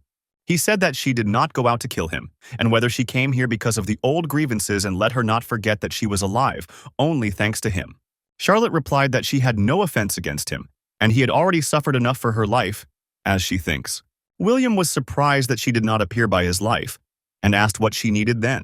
Hearing in response that she only wanted to make sure that he really returned, he was surprised, since this is clearly not what he expected to hear. After she said that she was convinced and saying goodbye, she left. He continued to stand in shock, not understanding what was happening. He continued to wonder why she came to him, even when she disappeared from his field of view, since it was not like her. Looking around, she looked at William for the last time and remembered how her activities were in the Seven Saviors. She remembered how William scolded her, reported, asking if she was ready to answer if everything falls apart because of her. She sat, cried, complained that she was tired, said that she wanted to go home and had enough of her. While she was sitting and whining, she did not notice how a huge monster crept up from behind and was ready to strike a mortal blow. Charlotte thought that she had to use a quenching beam, but obviously did not have time to apply it. She could not concentrate, so running away was already useless, so she simply accepted her death. When she closed her eyes a few moments later, she heard William's voice, who said she was not even capable of this. William held her in his arms and the defeated monster fell behind him at that moment while he was just looking at her. Charlotte was simply struck by William's beauty at that moment, while he was trying to achieve an answer from her to the question whether she had a celestial. It is for this reason that at that moment she fell in love with him, and she came that evening to make sure that he really returned. After William had checked his account the next day, he already immediately thought which club would buy him. Mason asked if he had already learned to use the internet bank and whether he wants to become the owner. William confirmed that he wants to become the owner and says that he thinks that it will be fun and profitable. Mason also added that if he needs something, then he can help, and whether he needs help with the purchase of a club from the KB1 League. William asked what was the meaning of this if he has enough money and what is it for KB1 League. Mason explained that 7 players play in KB7, and in the long run it is better to take KB7. William asked if there are no less players there, and Mason replied that it was easier to manage a family than 11, since it is much more complicated. After that, William said that he would just buy KB2 for himself right now, and Mason asked him if he wanted to read more about clubs. William turned with a joyful face to him and asked why he would read about them if he simply asks George. When William called George, the phone literally torn in his hands from the volume of his screams. When William asked him what options were, George explained that there are 3 teams that he could sell him in the future. When George said that he could take them at least now, William did not believe him at first, and then asked where to look at them. William went to the arena, where there was currently a match between the purchase team and the other team.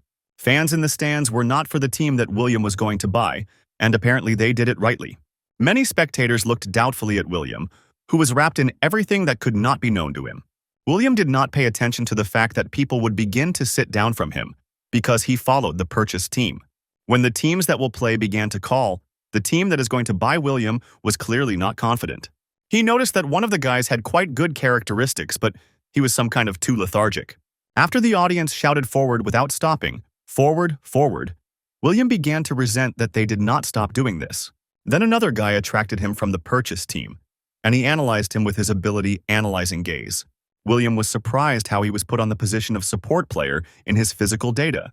Looking at his superpower, who allowed to put a protective barrier, he thought that it was most likely because of her. But then he looked at his indicators and noted that because of their high edge, he could become a good player to damage. He obviously did not think that he would see something like that here, because he needed to simply train him correctly and you can go into battle. Then another player attracted his attention, whose strength and willpower were close to 90, which was high. Paying attention to his superpower, which made it possible to increase speed, strength, and dexterity, William noted that this could also be useful.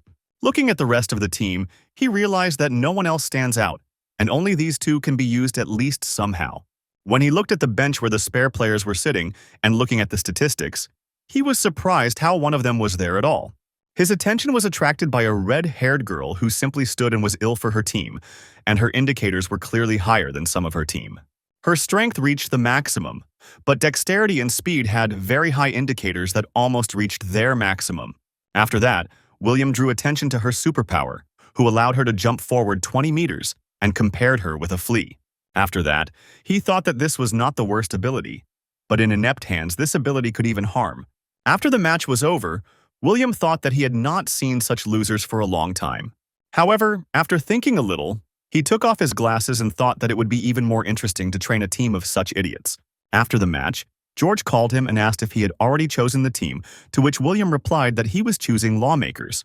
2 days later, the Association of the Battle of Supermanians Korea was sold to the Club of Lawmakers in William's hands. The former team owner wished William and said that he would believe in him and support him to the end. After buying this club, information about this scattered throughout the internet and filled all the news. In the comments, people were unhappy and asked why he simply did not become a player and did not think that the coach's work was suitable for him. After George congratulated William on the purchase, he said that it was ridiculous because he is also glad to shove this whole load on him. When the director said that he himself agreed, and this was not subject to return, William said that he was not going to refuse this work. George asked him if he came up with how to manage the team, and William replied that everything was as always, just to look at the players. And after that, the director of the tale that he finished with the projects, so he needs to leave, and then saw a new purchase of William. William said that now he will have to drive a lot to different places and does not want to pull Mason so that he would take him. Sitting on his new motorcycle, William also added that the owner of the club should be able to spend the right money, and he copes with this. William on his motorcycle could very quickly cross the city on Kenbu's highway. Many drivers were unhappy that he traveled along high-speed roads on a motorcycle so without a helmet. They were also indignant, calling him a goat or an idiot due to the fact that he still drove along high-speed roads on a motorcycle without a helmet. However, everything changed after the driver saw that it was William, so he did not wear a helmet, so that there were no complaints about him. When the drivers saw that while driving the motorcycle William, they decided that everything was in order, since he was immortal, and it is clear why he was traveling without a helmet. They also added that removing the helmet also allowed them to recognize him, and this suggests that he can make very correct decisions. When William came to the building of the Clubhouse of Lawmakers, he was not particularly delighted with what he saw. He noticed that the building is some kind of gray and dreary, and the situation here is generally the same dreary. Suddenly he heard a voice behind him, who told him that the entrance was forbidden here, and was surprised at such impudence. The one who turned to him apologized, because he did not recognize him, and did not think that he would drop so late, and introduced himself as a coach of the team of lawmakers. After analyzing his abilities, William realized that he would be a good support, but for some reason he was sitting on the role of a coach. To this decision, his statistics prompted him, as well as his 2 abilities, which allowed to restore life and inspire allies. William grinned and asked him how old he was, and he was surprised at this issue and replied that he was 43. William said that he was born 4 years earlier, and therefore 4 years older, and he did not understand what he said to. When he asked William what was the matter, William replied that he, it turns out, was older, and he agreed with him. After that, William said that he would call him a brother, and he would call him the senior, and asked him to show him everything. His newly minted brotherly showed him the environment, but told in detail everything, including the dining room, office, gym, and hostel. When he said that the club has 14 players, William said that he did not understand why there are a lot, but at least there is equipment, albeit the old. The last thing that his new brother showed him was the training hall in which there were 11 modules. Looking around, William noted that it was pretty good and spacious, but the minus was that there were fewer modules than players. When he asked Brayton why it happened, he replied that the technique is very expensive, but they don't have much money. William noted that he did not like something in the club and there is something to work on, but he will cope, since the players are the main problem. Turning to his brother, he asked to show him the fighters right now, which he was very surprised at. William said that he did not see the point of not rushing events, and therefore ordered him to call everyone who is currently in the hostel. Turning to those who came, he asked if they were aware that he was William, the new owner of this club. Mia, the girl he saw in reserve, answered him that she was very glad to meet him and introduced herself back. Saving for herself that she really looked something like a flea, William asked if she was training with a bow. After his question, she jumped aside in surprise and asked how he understood what he replied, that for him to determine such things is a trifle. After that, William said that she is unlikely to fit the position of a player who was damaged, to which she only sadly agreed with his words. He also noted that in terms of characteristics, she also had much standing out, but he decided for himself that he would act differently. When he told her that he would make her the main character of the team, she looked at him in surprise, not believing her ears. When she asked him what he had in mind, he told her that she would be their angel. This did not give any more information. He voiced to her that her new task was to morally destroy the enemy, imperceptibly depriving him of his mind. After a few more minutes of the conversation, he asked the question that no matter how much she trained, she has no improvements. She thought a little to this question and answered sadly that this was true, because whatever it may be, she was hopeless. William heard these words and joyfully said that it was, so she was dismissed and should leave the team. It turns out that it was all her thoughts, and she thought that if she was admitted in her weakness, then these thoughts would become a bitter reality. However, when she heard that William did not expel her, she was very surprised and at the same time rejoiced, not believing her ears. When she looked inquiringly at William, he told her that he had already said that she would become the main character of the team. When she asked if this was a joke, he said that he was seriously and she has a special talent, and this is visible. After that, she asked if he had in mind not shooting from a bow, and he answered her in a rude form that anyone was able to own ordinary onions. After that, he explained that he saw another talent in her, a talent for running, and she runs very well, which can be used very correctly. She was surprised that he chose this particular talent, since she did not suspect him, and he said that she needed to focus on this. He gave her an example that she would jump like a goat, shoot from a bow, and make a bustle, for example, finish monsters instead of opponents. He also added that thanks to her super cly, when the opponent begins to catch her, she will be able to use her skills in order to leave there. When she asked him if he meant that she would need to make a feint, he replied that it was. William also added that she would hold a position, and during the battle, it will not be left without attention, but it will not be possible to catch it. As a result, William said that her main task is to make another team normally sweat when they catch it. She uncertainly asked him that if she would do everything that way, then she could really take a leading position. When William replied that if she tried well, he may become a member of the national team, she was very delighted. Mia immediately rushed to him, asking if this was a joke, whether he was lying, and whether it was true, to which he gave her his consent. She immediately got up in her mood, sorting through her head that she would be in a leading position, as well as a member of the national team. She jumped around and very much thanked William and said that she would work hard, and he noticed that she was definitely a flea. When he called the next, he did not immediately go into the room, and this annoyed a little from the very beginning. The one who entered was introduced as Henry, and told William that he was playing on the position of support. William noted that he first sees such a wood among supermen, and there are only unique personalities here, when looking at which he would like to laugh. When Henry said that they told him that he called him, but did not specify on what issue, but that William said that he was no longer in support. After these words, Henry was very surprised and began to try to convince William that he had played his whole life in the position of support. William irritatedly answered him that he was not a support player now, but he again objected that he was, perhaps, some kind of mistake. Henry stood and thought what was happening. He suddenly called him and without warning removes from the position of what he wants from him. William at that moment looked at his characteristics in order to make sure that he is definitely suited for the position that he wants. When he told him that he will from now play in the position of a player who was damaged, then Henry literally fell into a stupor from what he heard. In response to his surprised look, William told him that he had a talent for owning weapons, and these are not just empty words. After the phrase spoken, Henry uncertainly asked William whether he ever watched how he was playing. William did not want to admit that he had chopped off during their match, and said that who would take a team at all without finding out everything about it. Henry told him that he had a low indicator of strength and dexterity, and William replied that it was because he was used to retreating and defending himself. When he asked if the support should behave so much, William exploded and ordered him to stop arguing, since he certainly does not know better.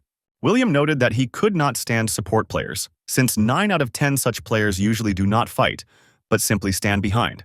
After that, William noted that 1 out of 10 is still not like that, and Henry is one way or another. He told him that he will have at least 2 superpowers, and when such players cover the rear, their potential is more and more revealed.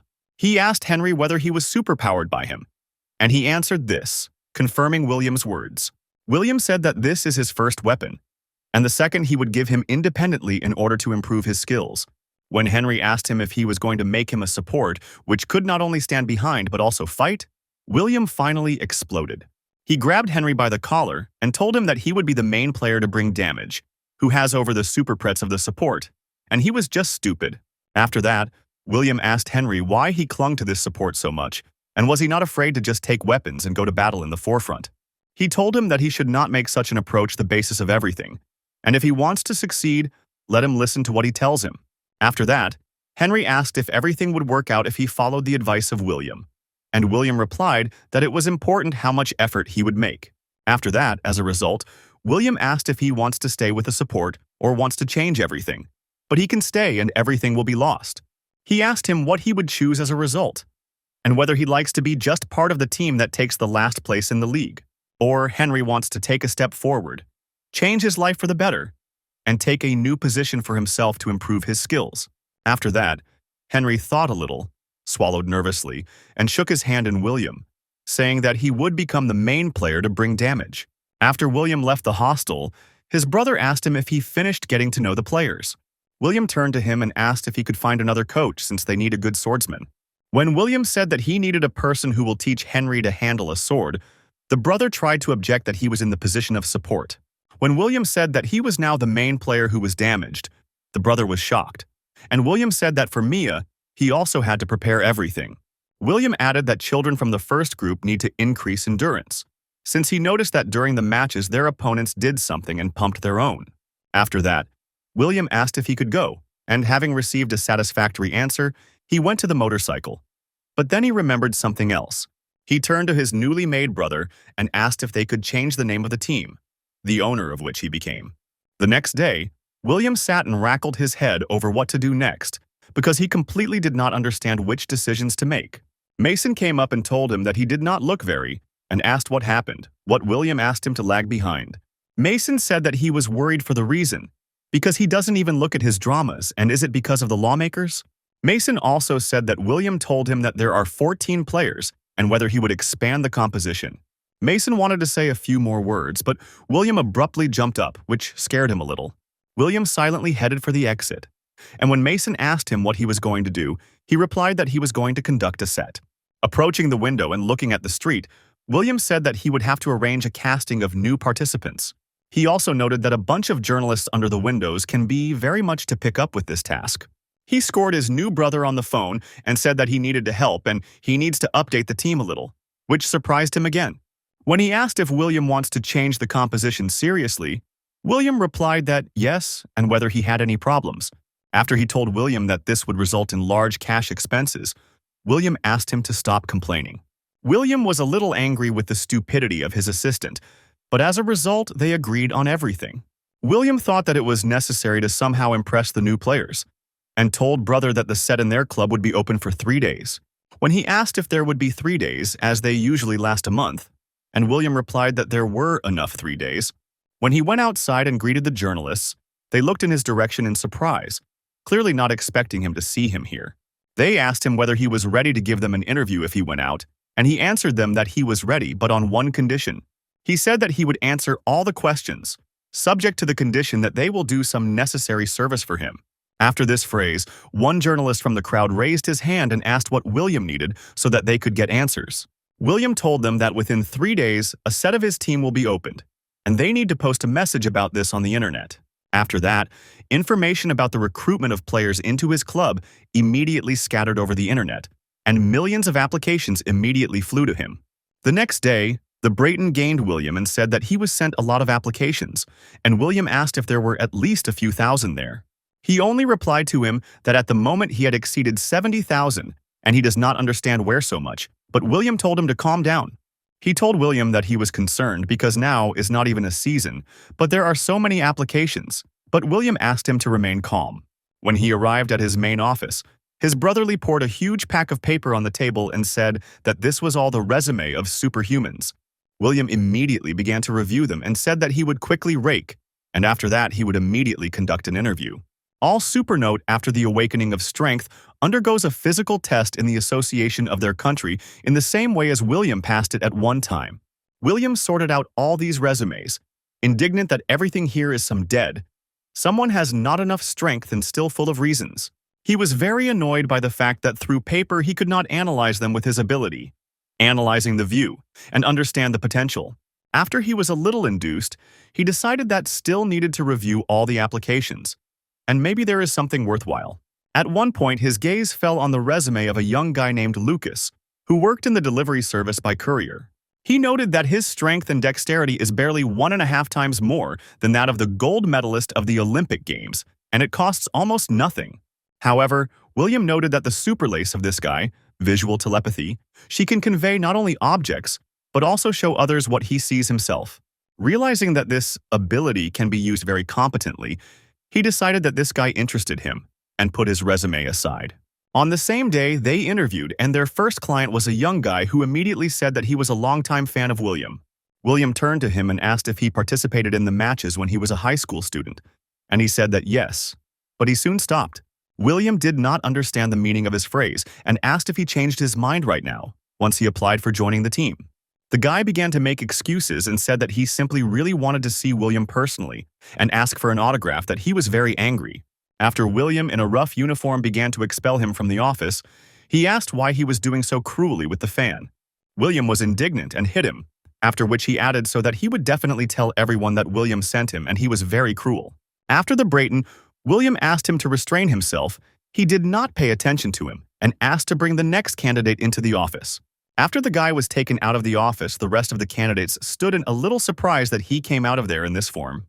The next one to the office was called a guy named Lucas, the one whose resume interested William earlier. He uncertainly entered the office and introduced himself to William and his brother sitting in front of him. The brother immediately began to review his resume and asked him why he came with such low indicators. When he turned to William to ask why he had come here at all, he saw that William was very interested in him and was surprised at this. William applied his ability, analyzing his eyes, and began to revise the guy's characteristics to make sure that he had not miscalculated anywhere. He also noticed that the guy had 3 superpower, which would bring very great benefits if he could open them. He also noticed that one of the superhell was a transmission of the aura, and it is very useful, a command superhell with great potential for use. He once again reviewed the resume to make sure that the guy did not know about this ability and whether he had indicated something else interesting. He asked Broughton whether Lucas was really born in 2000 seconds, and he replied that everything was right, and he and Mia are peers. After the Brayton told William this information, William looked at Lucas with interest and realized that it was fate. After a little thought, he turned to Lucas and turned his attention to himself, preparing to ask a few more questions. He asked Lucas if he had the experience of the battle in the battle, since he only indicated the delivery service, and he replied that he had no experience. After that, William asked why, in this case, he sent an application. Because he had very low indicators, so he does not pull the role of the player. Lucas said that he knows this perfectly and understands everything, but since childhood, his dream was to get into the battle as a player, and this is his chance. He also added that others may see him just so weak and worthless, but in the submission of this application, he is absolutely serious and sure. William also said that there are several more things that interested him and asked how far the Lucas telekinesis works. Lucas replied that this was about 2.5 kilometers, and he can use the aura to find out the approximate location. He also added that he could find another player within the range of aura, but he has to search manually, because this does not work on the autopilot. William grinned because he can use his ability to detect, and everything is much better than he expected. He said that he had finally found a nun with whom their angel of the team would work, and the brother did not understand what he was carrying at all.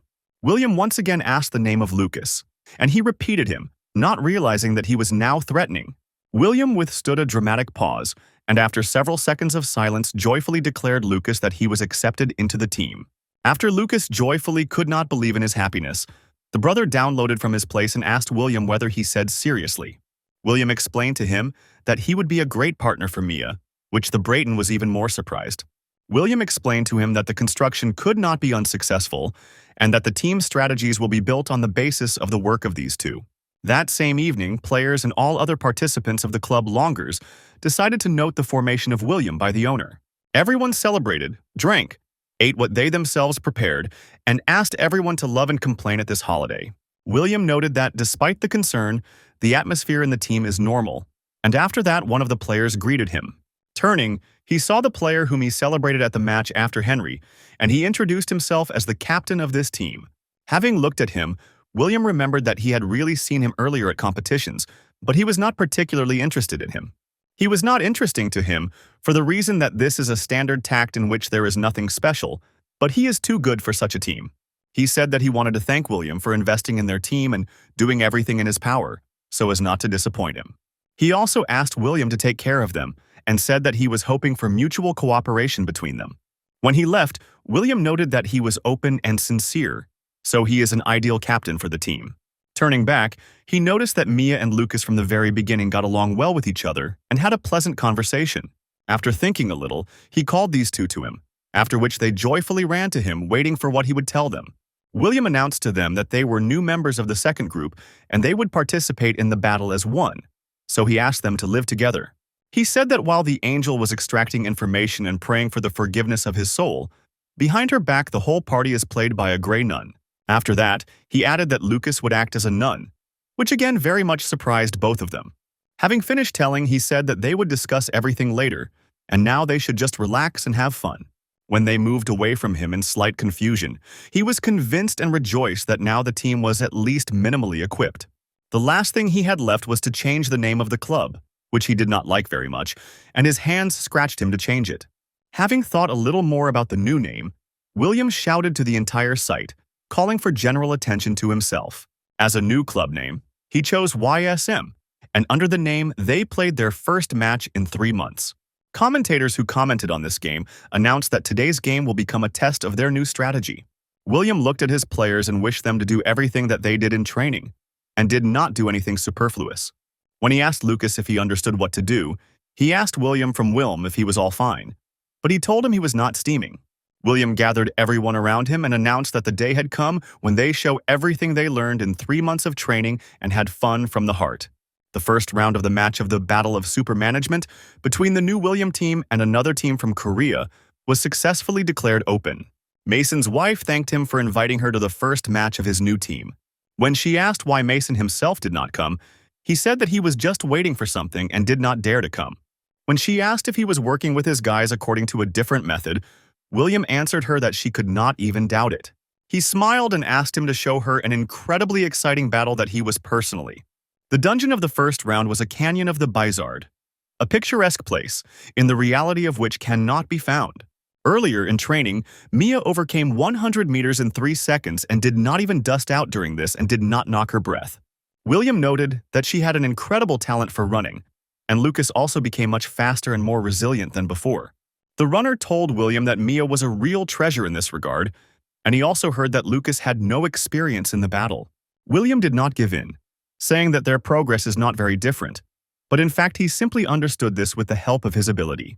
The coach told him that his instinct was striking, but this should be expected because it was William that at one time revealed Mason's talent.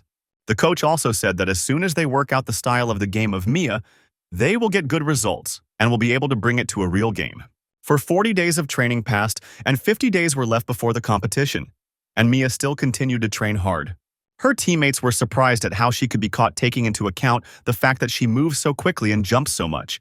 Watching the results of her training, William said that now they can definitely apply the deterrence strategy.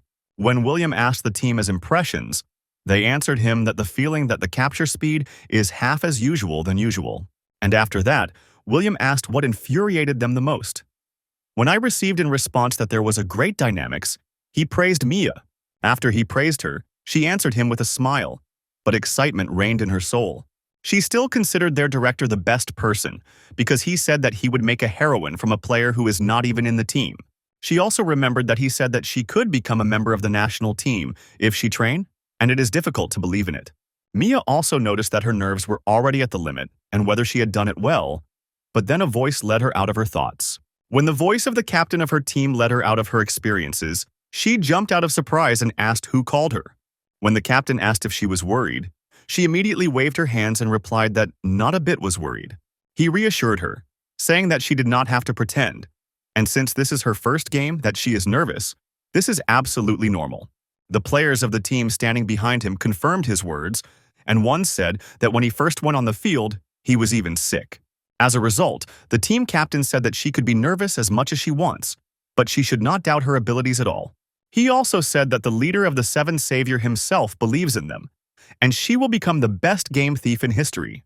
After his words, Mia stopped worried, inspired and confidently answered that everything would be so, and they could win. The captain said that they were a team that national heroes gathered and trained, so they should fight with dignity so as not to disgrace him.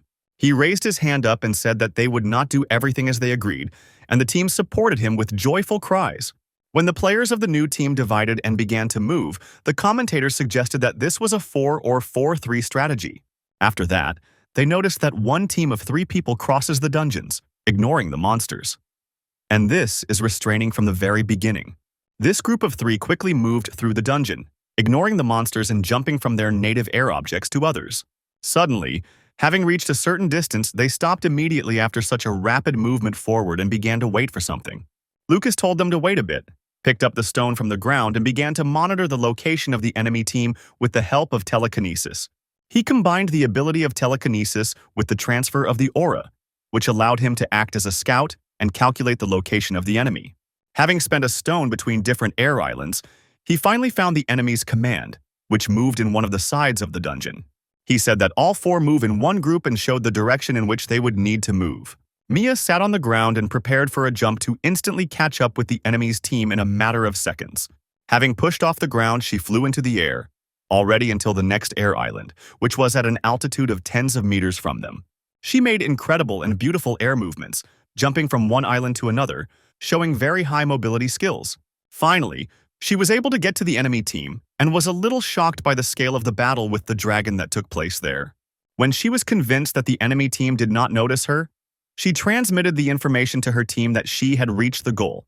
Seeing that there are no strong players nearby and the dragon already has very little life, she prepared for a shot from a bow to finish off the dragon. The enemy's team still did not notice her and was preparing for the last blow that were going to inflict this dragon. The detachment commander ordered them not to relax and said that they had almost caught up with this dragon. They had to inflict only the last blow.